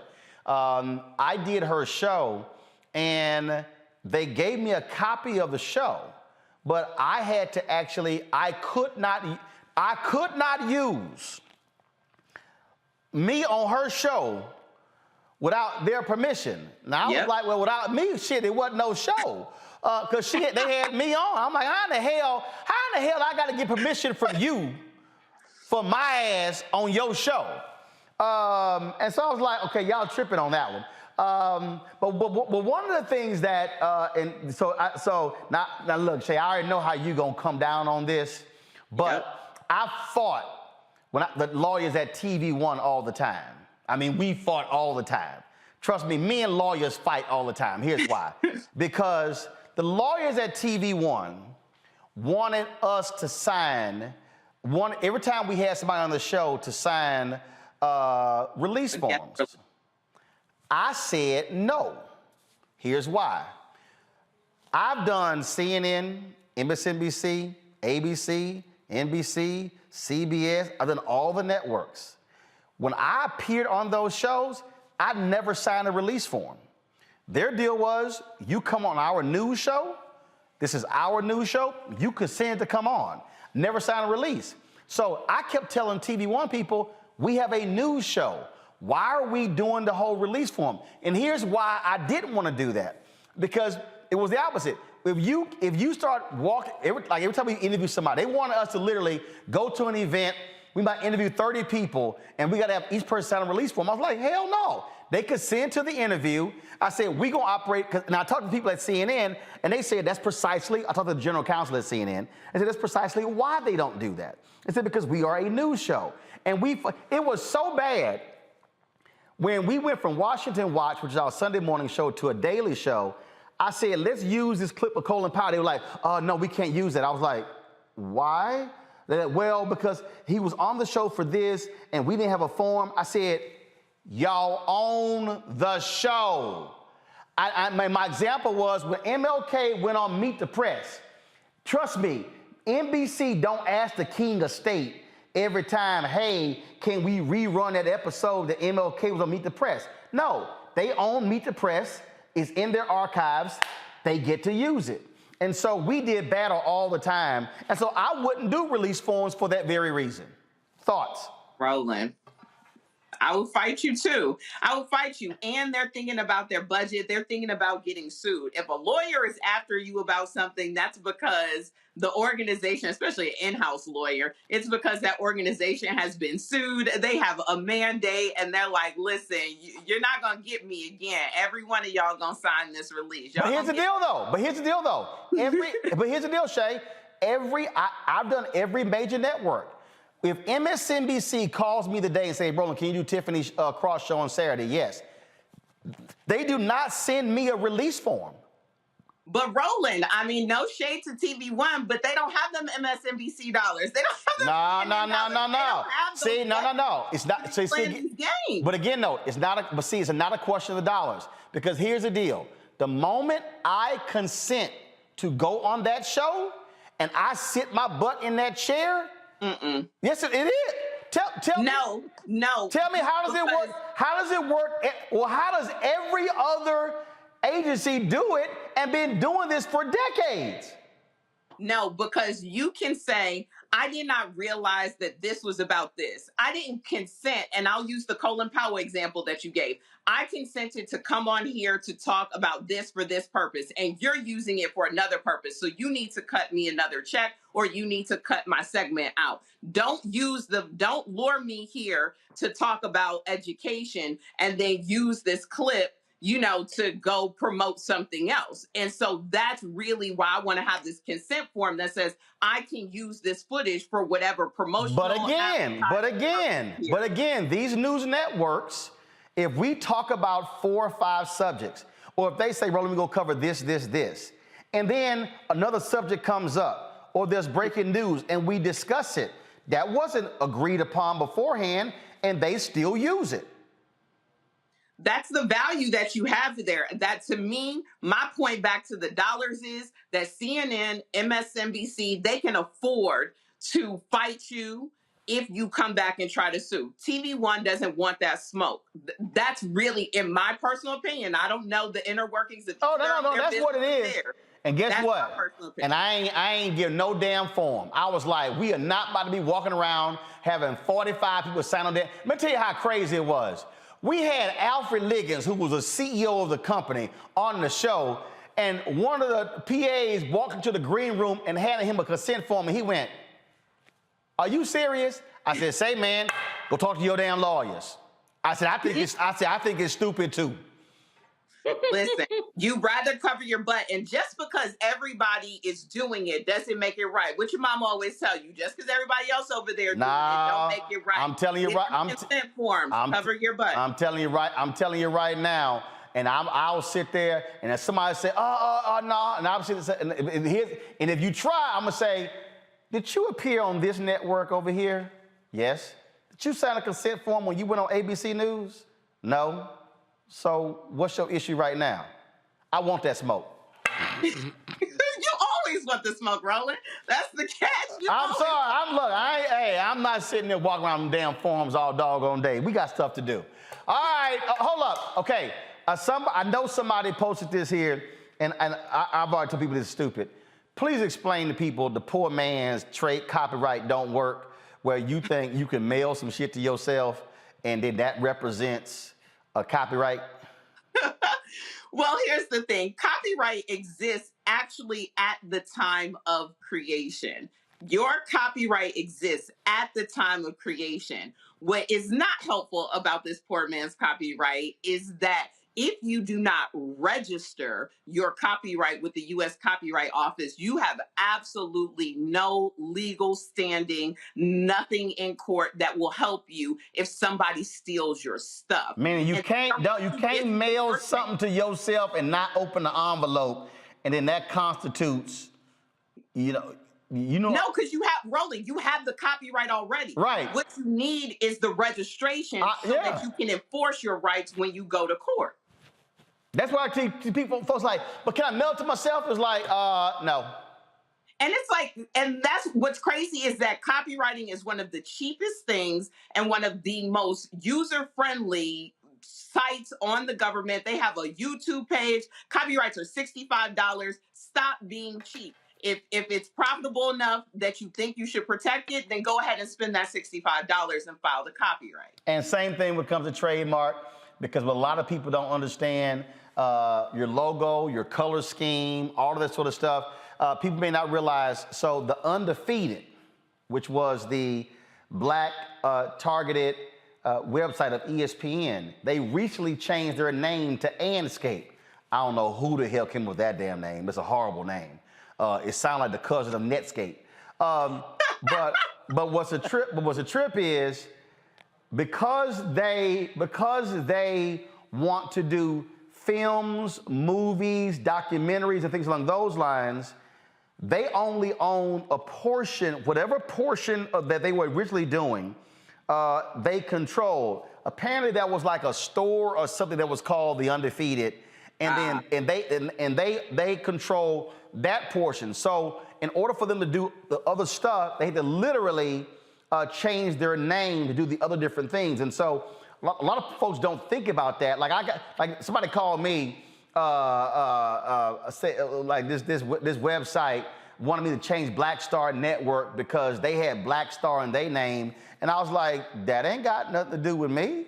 I said, especially when I got my trademark. I got your trademark. Don't call me up if you didn't file your trademark. I got my sheet of paper, and what was a trip was I had to explain to them. I said, you do know that I could start products in 20 other cities and put the city's name in front of it and still launch it, and you can't do anything. I said, because you do know there's a thing called the Chicago Tribune, the San Diego Tribune, there's the LA Times, the New York Times. I said, they can't control Times. I said, they can control New York Times. I said, but if I wanted to launch the Houston Times, New York Times can't sue me. Now, I said, even if when it comes to font, see, that's the thing that trips me out when people don't quite understand that just because you got a name don't mean that nobody else can use any variation of that, depending upon how you're using it and where you're using it. Yeah, it's really dependent. And I think there are two things that I want to mention with this, because you mentioned the logo and the graphic design. It's going back to like people not understanding the layers of copyright and trademark. Number one, if you get somebody to make your logo or make a graphic design for you, you still need a work for hire agreement saying that you own this logo that this person made for you. And you want to make sure that all the elements are original so that you can file the copyright if you can copyright it or trademark it, right? So that's number one. Number two, now let's just say that you're going to file for the trademark. You need to make sure that there's nobody else out there with it. And even if they haven't filed their trademark for it, they'll have what are called common law rights to it, where they still can come and try to enforce against you. Now, you might be able to get your federal trademark registration, but that prior user can still continue. That's why there's two Cracker Barrels out there, right? And so then even with the variation, it's like Nike basketball, Nike soccer, Nike women's, right? The core word is Nike. You can't be like, oh, no, I'm Nike Atlanta. The core word is Nike, and so you're going to get hit with the cease and desist. So you have to be smart about the context and the use and being aware of it. And even the point that you're making about undefeated versus the rest of the things that they're doing, trademarks cover different classes and services. So think about, I'm a member of Delta Sigma Theta Sorority Incorporated, and there are trademarks for Delta the airline, Delta the water faucet, and Delta the sorority, because they are three completely different goods and services. So just because somebody has a trademark in one type of thing doesn't mean you can't use it in another. All right, y'all, don't be cheap. Y'all better get y'all doggone lawyer to sort through this stuff. Yeah, we ain't doing them consent forms. All right, Shay Lawson. I'm trying to tell you, all right, I'm gonna try to come after a brother. I'm like, y'all talk to them for free. Y'all ain't ask them for no check. All right, Shay, I appreciate it. Thanks a lot. Thank you, Roland. All right, folks, we come back from this break. Our Black and Missing for the day will also, Jane Campion, y'all, what the hell was she thinking? Well, her comments last night, the Critics' Choice Awards, now she apologizing to Venus and Serena. Also, folks, we lost a couple of folks. So in memoriam, Tracy Braxton, as well as Purvis the Bluesman Spann. All of that on Roland Martin Unfiltered when we come back on the Black Star Network.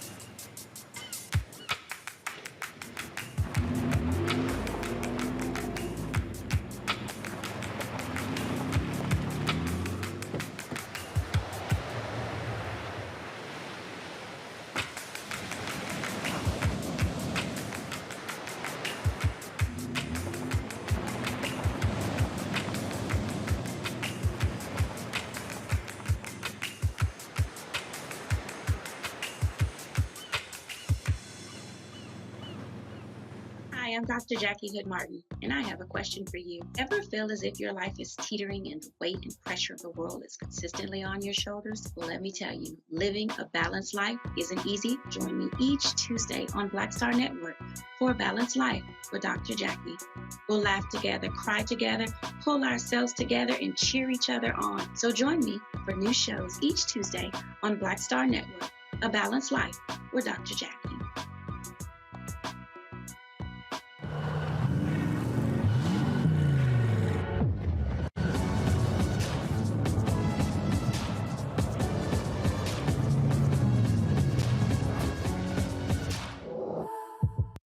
Pull up a chair, take your seat. The Black Tape with me, Dr. Greg Carr, here on the Black Star Network. Every week, we'll take a deeper dive into the world we're living in. Join the conversation only on the Black Star Network. I'm Angie Stone. Hi, I'm Teresa Griffin. Oh, Roland. Hey, Roland. I am so disappointed that you are not here, first of all. Where's our dance? It's like we get a dance in every time I see you. And so now you're not here for me to dance with, sir. You and your ascot. I need it. I need that in my life right now. Okay, I love you, Roland. What's up? I'm Lance Gross, and you're watching Roland Martin Unfiltered.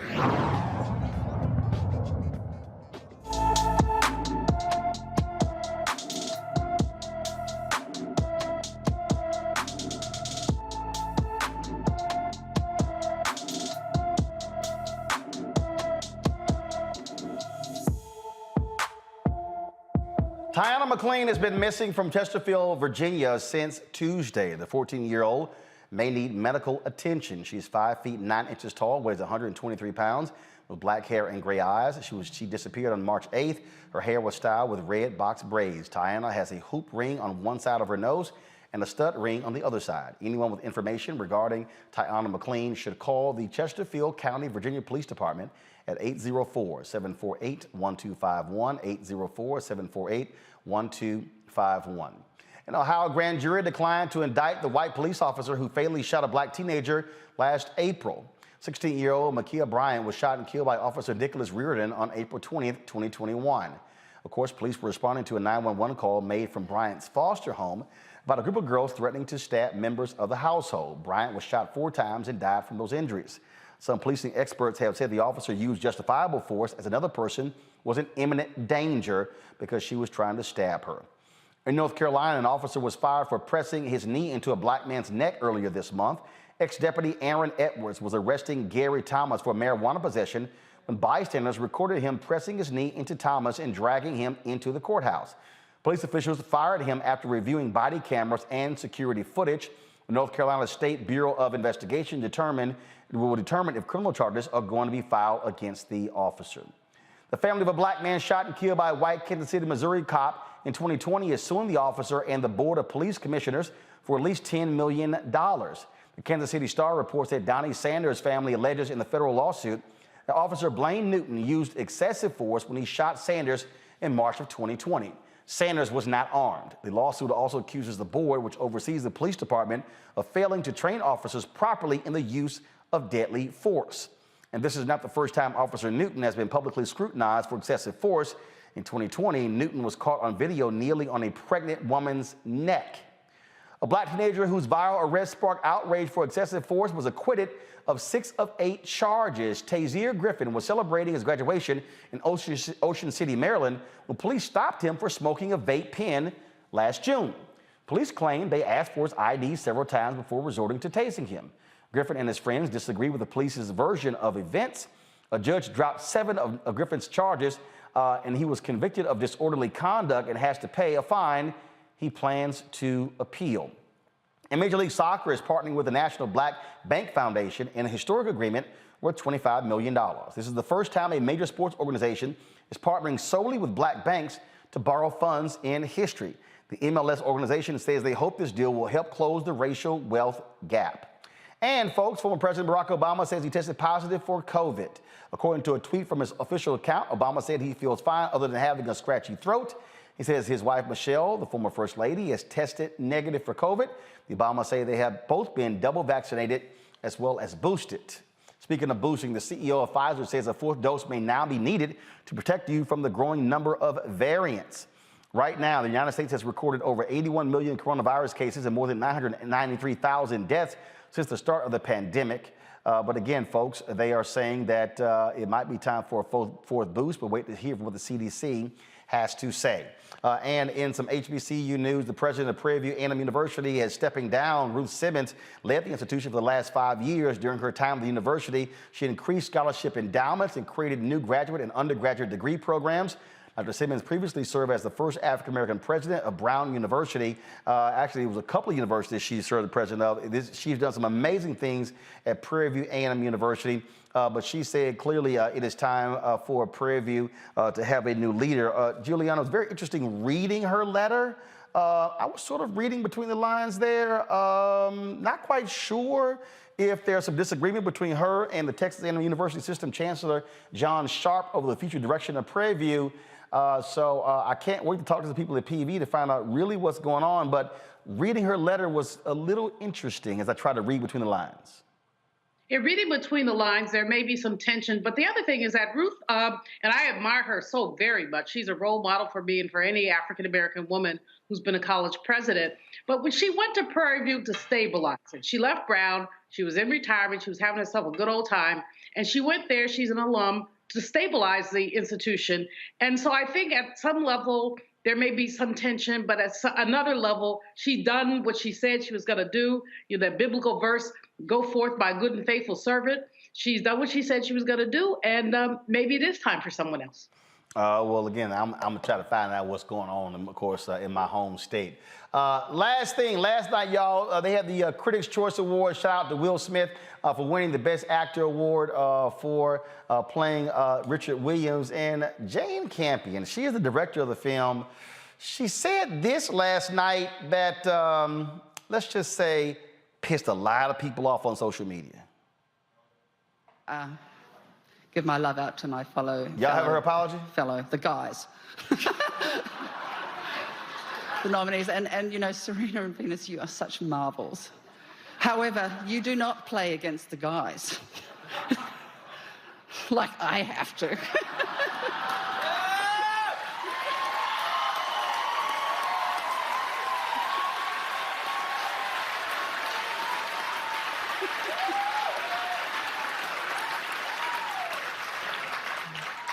Kirsten. Well, of course, she won that for the movie The Power of the Dog, which she directed. She dropped this apology today. She said, quote, I made a thoughtless comment equating what I do in the film world with all that Serena Williams and Venus Williams have achieved. I did not intend to devalue these two legendary Black women and world-class athletes. I must say, and again, the thing that's quite interesting here, Jeff, is that a lot of people, a lot of sisters were like, okay, white woman, how you gonna center yourself on this night? That's what ticked a lot of folk off. I mean, from the moment she said it last night, Twitter was like having none of it. Let me tell you, that's not funny. There's no humor in any of that.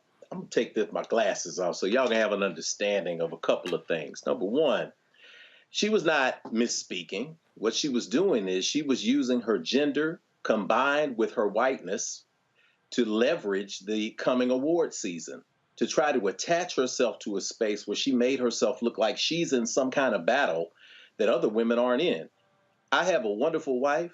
I've got 2 sons and 3 daughters. So my household is primarily female. I'm going to tell you this if you didn't know this. If you are a Black woman in America, you have been double and tripling battling men all of your life in every single area that you strive to achieve in. So it's not funny. It begs for us to really analyze it on a deeper level, because the difference is Black women have to battle people in business, in family, in industry, in spiritual communities. The Williams sisters themselves have had to battle men since they were children. I remember the interviewer that was continually trying to break Venus's spirit, and the dad had to come in and say, no, you're not going to break her spirit. So they fought line judges. They've fought people with endorsement deals. They fought people in business and industry in many ways, much more than you ever could fight a man, because you also have the complexion for protection. So I'm so glad that people rose up and said something and spoke out. And it's not going to work out well for Jane Campion in the long run. Makongo? That's real talk, man. Look, at the end of the day, you have no reason to single them out like that. You're trying to be cool. You're trying to be cute or whatever. At the end of the day, Venus and Serena Williams, first of all, they could have beat a lot of men, to be quite honestly, because they're just amazing. But really, at the end of the day, when you try to single out, whenever you add that but in there, as Joe Madison says, you're underestimating, marginalizing, and minimizing the accomplishments of these incredible women. And for everything that they've done in the community, for everything that they've done for the sport, for everything that they've done in the field of business, they should be celebrated and lauded, period, bottom line. And the fact of the matter is, yes, we know that white women experience discrimination in different ways, but we also realize that when it comes down to it, whiteness tends to prevail. So the barriers are just not the same at the end of the day. You should have got called out for it. You deserve all of the smoke that you got from it because you went straight up the chimney and got all the smoke, and now just leave it alone and move on. Well, Julianne, factually, she's also incorrect because Venus and Serena have also played mixed doubles, which actually competes against men. But to Jeff's point, it is true. They've had to battle a largely male hierarchy in tennis. And so, yeah, they might not be playing men on the court in terms of across the net, but they've been dealing with male judges, referees, umpires, publicists, and also people, executives with these sports brands as well. So yeah, they've been battling men. Clock. You know, white women are the mothers, daughters, sisters, and wives of the white men who exploit us. And let me repeat that they are co-conspirators with white men on the exploitation of black women. This woman needed to be, well, I don't advocate violence, Reverend Carr, but pimp slapped. Somebody to have a paper bag party with her. I mean, she had no right and no reason to call Venus and Serena out. It was just, as Obakongo said, trying to be cute, trying to be funny. It was not cute. It was not funny. It spoke to her ignorance and to her insensitivity, and it ought to disqualify her from any other award she's up for. Well, but one, that's not going to happen. But here's the deal. Jane can make her point because there have been very few women who've actually won Best Director awards. You can make the point without trying to reference Venus and Serena. So make the point, your knee on my neck. But it ain't got nothing to do with, okay. Leave us out of it. Right. It's like, just make the point, because here's the deal, and the men you competing against are white men. Because if you go down the history of black people who have been nominated for Best Director, Ava didn't get it for Selma. You can only count, what, 3, maybe 4? I think 3. No John Singleton. I think Jordan Peele. I think Steve McQueen. I think Steve McQueen. McQueen won. I think it's 4. Barry Jenkins may have been nominated. So I think you only have 4 black African Americans ever nominated for director. So Jane, boo, stick to your own tribe. All right, y'all, when we come back, Chadwick Boseman, he died from colon cancer, very young age, 43. We'll talk about the importance of getting checked for colorectal cancer next in our Fit, Live, Win segment on Roland Martin Unfiltered, right here on the Black Star Network.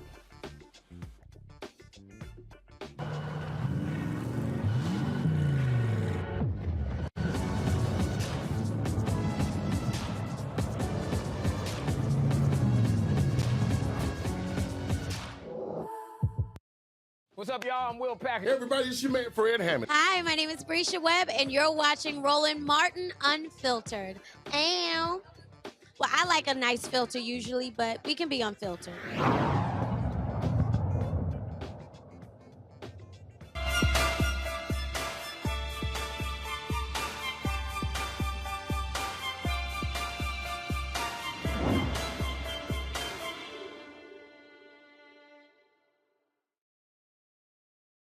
We're shocked and stunned when we got the news that the great actor Chadwick Boseman had died at the age of 43. He did not reveal his cancer diagnosis. We found out literally when he passed away in 2020. He was only 43 years old. It caused many people to say, oh my God, how young. He had contracted it about 5 years previously when I did the Q&A with him at Howard University. For Thurgood, and also in Baltimore. And I think even when we go back to get on up with James Brown, when I interviewed him as well, no idea that he'd been battling colon cancer. It is an issue that has greatly impacted African Americans, and we're seeing an increasing number of people who are contracting colon cancer at a younger age. Joining us right now is gastroenterologist Dr. Sophia Balzura, who joins us right now on Roland Martin Unfiltered. Doc, glad to have you on the show. So, thank you for having me. Glad to hear. So first off, let's talk about the numbers. What are we seeing in terms of who is more likely getting colon cancer, and can folks explain why we're seeing so many younger folks? Yeah, I mean, that's a great question. Unfortunately, colon cancer is so incredibly common. It is the second most common cancer killer in America. And we see that Black folks are more likely to get it, 20% more likely than white people to get it, and 40% more likely to die from the disease. Why? A lot of different reasons. Of course, some of it is the more traditionally, claimed access to care as an issue, but also all across the continuum, right? Which means decreased screening rates. It means, physicians less likely to recommend colonoscopy or other colon cancer screening methods.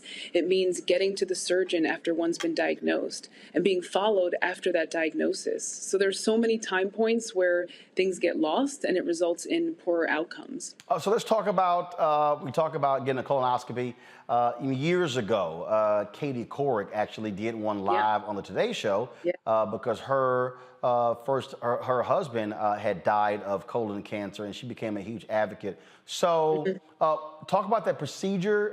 Do they put you under? Are you awake? How long does it take? Do you have to take the day off? Stuff like that.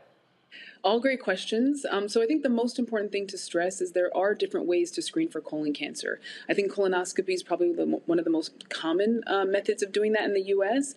And that's a procedure, it's a minimally invasive procedure, which means it can be done in an office setting. Most of the time you are sedated, which means you get a medication that people say gives them the best sleep of their life. The procedure itself usually lasts around 30 minutes or so, and we take a flexible camera, and after you're asleep, we insert it into the large intestine, and we look for tiny abnormal growths called polyps. And so when we talk about colon cancer screening, the important thing to understand is that it can actually prevent colon cancer from occurring. So colon and rectal cancer start out as this small, tiny polyp in most people, and it grows over time. And so if we're able to remove that polyp before it becomes cancer, we can actually prevent the disease altogether. Now, I was reading a story, and I believe the way Chadwick found out there was blood in his stool. So what are common in terms of this? What should we be looking for? What's abnormal? And so what are those typical things that if someone may have colon cancer, what are we looking for? So it's important that you bring that up. I'm glad you did, because most colorectal cancers actually present without any symptoms. But these types of things should absolutely bring you to the doctor no matter what age you are. As you mentioned before, blood in the stool. If you got blood in your stool, go to the doctor. I don't give a damn. Exactly. Don't try to guess what that is. That is never normal. It doesn't automatically mean colorectal cancer, but it means that you need to tell, a healthcare professional about it so you can figure out why that's happening. So definitely blood in the stool. A change in your bowel habits, meaning are they bigger or smaller caliber than usual? Are you going more and less frequently? And we're not talking about a one-off, right? You ate something that didn't agree with you and then you had more bowel movements than normal. But we're talking about this consistency of abnormal bowel habits from your usual. Unexplained abdominal pain. All of a sudden you're suffering from belly pain and you don't really know why it's happening, right? Weight loss that you didn't expect, so not from exercising more, not from eating significantly differently in terms of being more healthful or healthfully conscious, and you're just, putting off weight for no clear reason. Those sorts of things, absolutely you should mention to your doctor. And again, when we talk about these early onset colorectal cancers, meaning like Chadwick Boseman, unfortunately, and many others who are being diagnosed with colorectal cancer under the age of 50, unfortunately, we're seeing this more and more. But a lot of times, these young folks actually have symptoms, the symptoms that we just talked about. And either they're ignored by their doctor or the patient themselves don't see it as a big deal because they're young and healthy. But absolutely, if you have any symptoms or any concerns, any family history of colorectal cancer, please discuss this with your doctor or your primary care practitioner to discuss when you should get screened, when a colonoscopy or other diagnostic tests are warranted. Last question for me, then I'm going to go to my panel. Age. Sure. When do we, like for instance, very interesting, when we talk about prostate cancer, they begin to change when they ask, well, do you have a family history? If not, they say, look, you can take the PSI test and see what it shows. But for colorectal cancer, what age should we start? Is it different for men and women? Is it different for African American men and women? Okay, so we say 45 is the new 50. So that means that as a Really? Yes, 45 is the new 50 when it comes to colorectal cancer screening. So now for people who are considered average risk, which means they have no family history of colorectal cancer, no genetic mutations that make colorectal cancer more likely in that individual or their family, if you don't have a history of Crohn's disease or ulcerative colitis, you need to get your butt to the doctor to get screened at age 45. And hold on, if you have no history. Yes, no history. Yep. Damn, I'm hold up. When did the 45 come out? I'm 8 years behind. When did the 45 come out? I hadn't heard 45 before. Yes. So, actually 45 has been the age that's been recommended by many, national gastrointestinal organizations like the American College of Gastroenterology, among others. They actually recommended 45 for African-American black folks for years now. And only recently has the age dropped to 45 for everyone across the board. See, I got black doctors. I ain't heard 45, so I'm just letting you know. Okay, all right. So yeah, so that's why we're here. That's why we're here to discuss this, because I think it's something that a lot of people actually are not aware of. And, the issue is as I said earlier in the segment, Black folks have a higher chance of getting the disease, have a higher likelihood of dying from it. And so we need to educate not only the community, but also the people who are recommending colorectal cancer screening. We need to understand that the age is 45. If you leave with no other information today, understand that you need to get screened at age 45 if you're of average risk, and even earlier if you have certain risk factors, as I alluded to before. Julian, you first. From what I understand, Black men are a third more likely to get colorectal cancer, and doctors are not necessarily steering them that direction. But then you've got this stuff on TV where they have this little box that says you don't have to get a colonoscopy. You can leave your stool in a box and mail it. That sounds nasty to me. But anyway, you mean the home kit? Because some people are asking that in the chat. Julian, go ahead, and Dr. will answer. Go ahead. But I mean, first of all, it sounds gross. Put your stuff in the box and mail it. But is that more effective? Is it really useful? It seems to me that there's something off with that. So help me out. Yeah, absolutely. I think that sometimes, it can be a little bit overwhelming when we do have a lot of options available to us. But first, I want to dispel the myth that this is a cancer of men, right? Essentially, men and women are of equal likelihood of getting colorectal cancer in their lifetime. So both men and women should both start getting screened at age 45 if you're of average risk. Now, there are many tests available, and colonoscopy is considered, the best test because of that preventive aspect, meaning that if we find one of these precancerous growths, meaning a growth that can become cancerous in the future, we can remove it right then and there. So you can actually prevent colorectal cancer from occurring with colonoscopy. But some people prefer not to have a colonoscopy because it is a procedure. You do have to take the day off of work. Oftentimes you are sedated. And so for people who are of average risk, there are other options available. And one of them, a couple of them involve doing the test at home. And it's actually very simple. I think that we need to kind of destigmatize that ick factor when it comes to stool. I mean, everybody poops. There's a children's book about it, and we just need to embrace the fact that it happens. And so I think that that's part of why, the rates are so high, for this preventable cancer in most. So with the stool tests, there's two main tests. One that you can do at home looks for hidden blood in the stool, so blood that you can't see with the naked eye. The other test, which I think you're talking about, looks at blood in the stool and for abnormal cells of the large intestine. And that's the commercials you see on TV all the time for that type of test.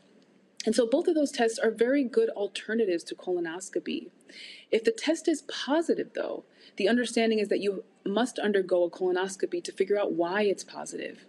Now, a positive test doesn't automatically mean you have colorectal cancer, but it does mean that a colonoscopy is required to understand why the test was positive.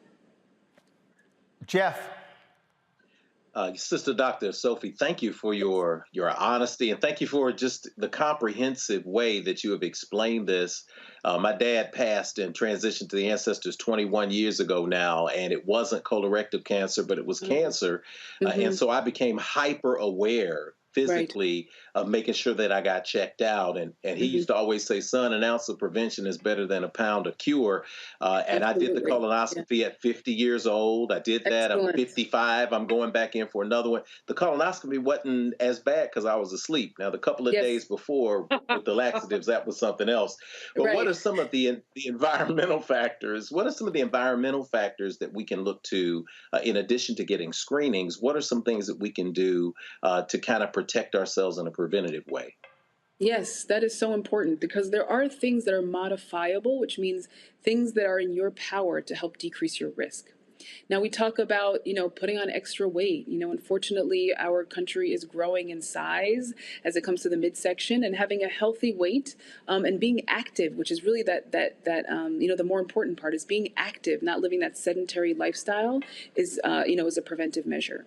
Not smoking. So if you are smoking, really think about quitting. We talk about lung cancer and emphysema a lot, but it also increases your risk of colorectal cancer and other digestive disease cancers.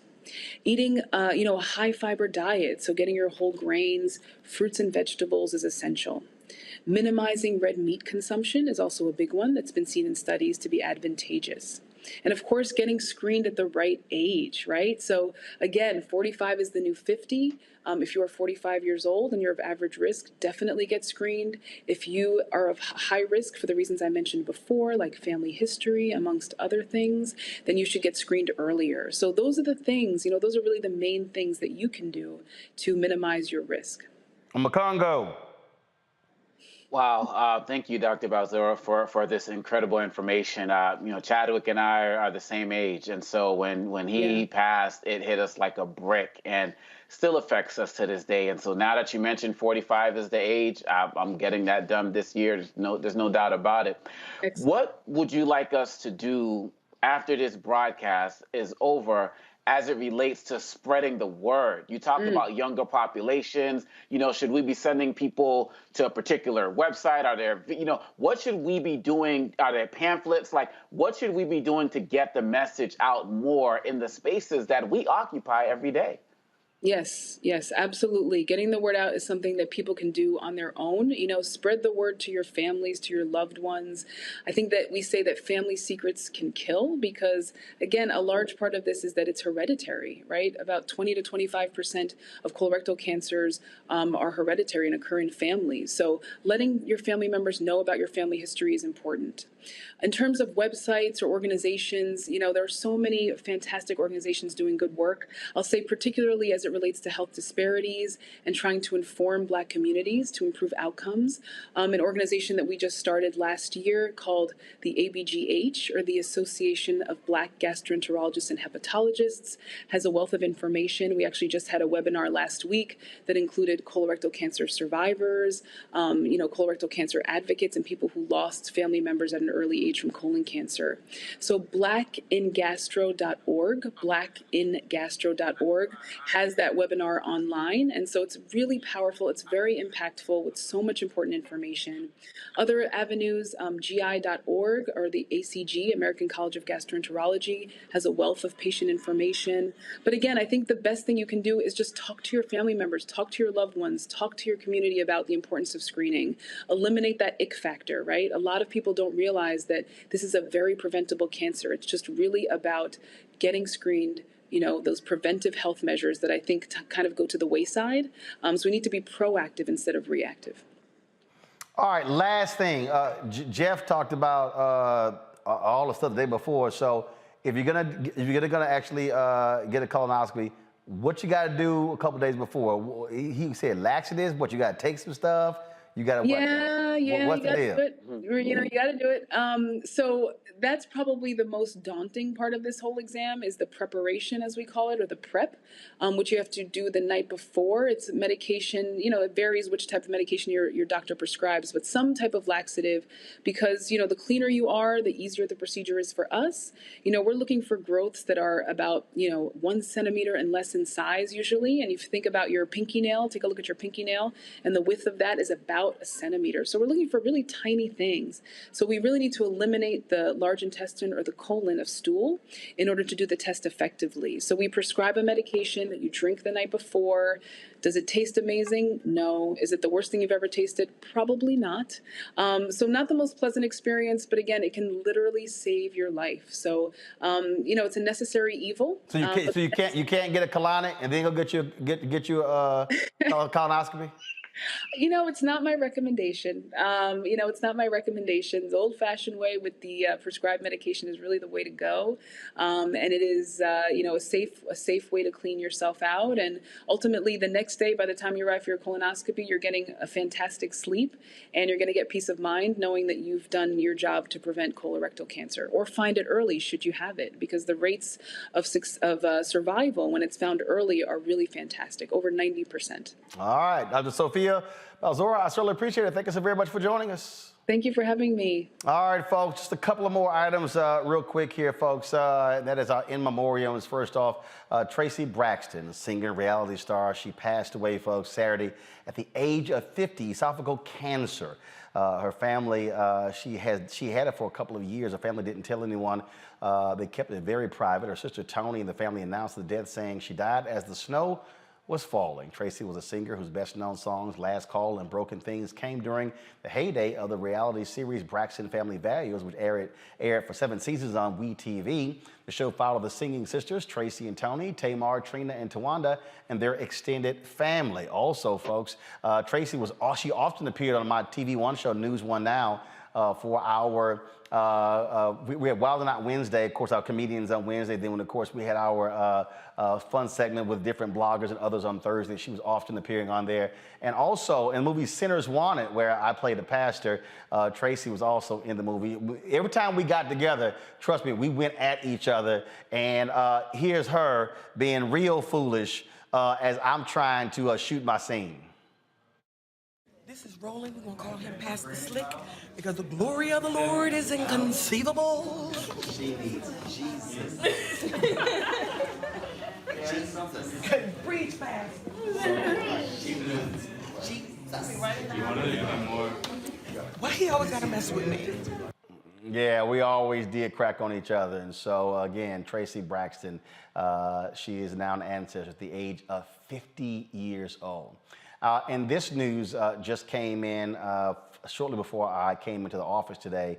Legendary DJ out of Chicago, Purvis the Blues Man Spann, passed away this morning at the age of 89. He was known as the Blues Man on WVON AM, one of the prominent black DJs on that station called The Good Guys, along with the late Herb Kent. They made WVON a powerhouse in Chicago. He later became the owner of WVON, along with one of those good guys, Wesley South. His broadcast career lasted more than 60 years. He was hired at WVON by Leonard Chess, co-founder of Chess Records, who bought the station in 1963. He also worked as a concert promoter, is credited with boosting the careers of Aretha Franklin. He even says he gave her the name the Queen of Soul, the great B.B. King, and the Jackson 5 before they all gained national fame. Purvis Spann passed away due to Alzheimer's at the age of 89 before we came on. His daughter, one of his daughters, Melody Spann Cooper, she is now the owner of WVON and Midway Broadcasting. I had a midday show and a morning drive show there. Would often see Purvis in the studio. He was a brother from Itta Bena, Mississippi, and his daughter said he went from a sharecropper to a shareholder. An amazing career. And so I called Melody to give my condolences. And so Purvis was an amazing figure. In fact, he also said he was the first black man to build a 50,000-watt radio station from the ground up. And he said it was nothing like driving the Dan Ryan Expressway in Chicago and being able to listen to his station that he built in Memphis. He owned stations in other cities as well. And so Purvis, the Blues Man Spann, dead at the age of 89, and so certainly condolences to his family as well, and his wife of 67 years. And so her, his son, as well as daughters as well. So a tremendous legacy there per the span. Let me thank Jeff Omakongo, Julian for being with us. A fantastic show today. Hopefully, folks, as we always say, learn a lot today, because, you know, we're always trying to educate folk about so many different things. Thank you so very much, folks. We appreciate that. Again, folks, if y'all want to support what we do, I keep telling y'all, I don't waste my time with what other people do. I don't care what other people do. I don't care if you call yourself New Black Media. Go do you. I don't care. We don't sit here and measure ourselves next to anybody else. Anybody black focused, anybody black owned. We do what we do and the way we do it. That's what this show has been about for the last 3.5 years. That's what the Black Star Network is. Deborah Owens' show, her Get Wealthy show, Dr. Jackie Hood Martin's show, Faraji Muhammad's show, Dr. Greg Carr's show. We got some other shows that are being developed, folks. This is about giving you the kind of information. And look, you're not going to get anywhere else in depth. That's why we do what we do. So your support absolutely matters for us to be able to build something that is black owned, that is powerful, that is unapologetic, that speaks to the issues. And look, there are people who watch us who are not black, who learn, who understand. I told y'all that was a white woman in West Virginia who's watching our show. She had never heard of Dr. William Barber and the Poor People's Campaign. And it was after watching our show that she began to join their effort. And we had her on the show and she talked about that. Folks, that's what I'm talking about the importance of this show, because we're giving you stuff you're not going to get in mainstream media. And so please support us in what we do. Download our Black Star Network app. We're around 33,000 downloads. We're trying to get 50,000 downloads, and our next goal is going to be 75,000 and 100,000. And of course, you can download it to your Apple phone, your Android phone, Apple TV, Android TV, your Roku device, Amazon Fire, Xbox One, Samsung Smart TV as well. You know, we've got, more than 1,000, we've had almost 2,000 people watching today. Folks, hit the like button if you're on Facebook, if you're on YouTube, and also support us. Your dollars absolutely matter.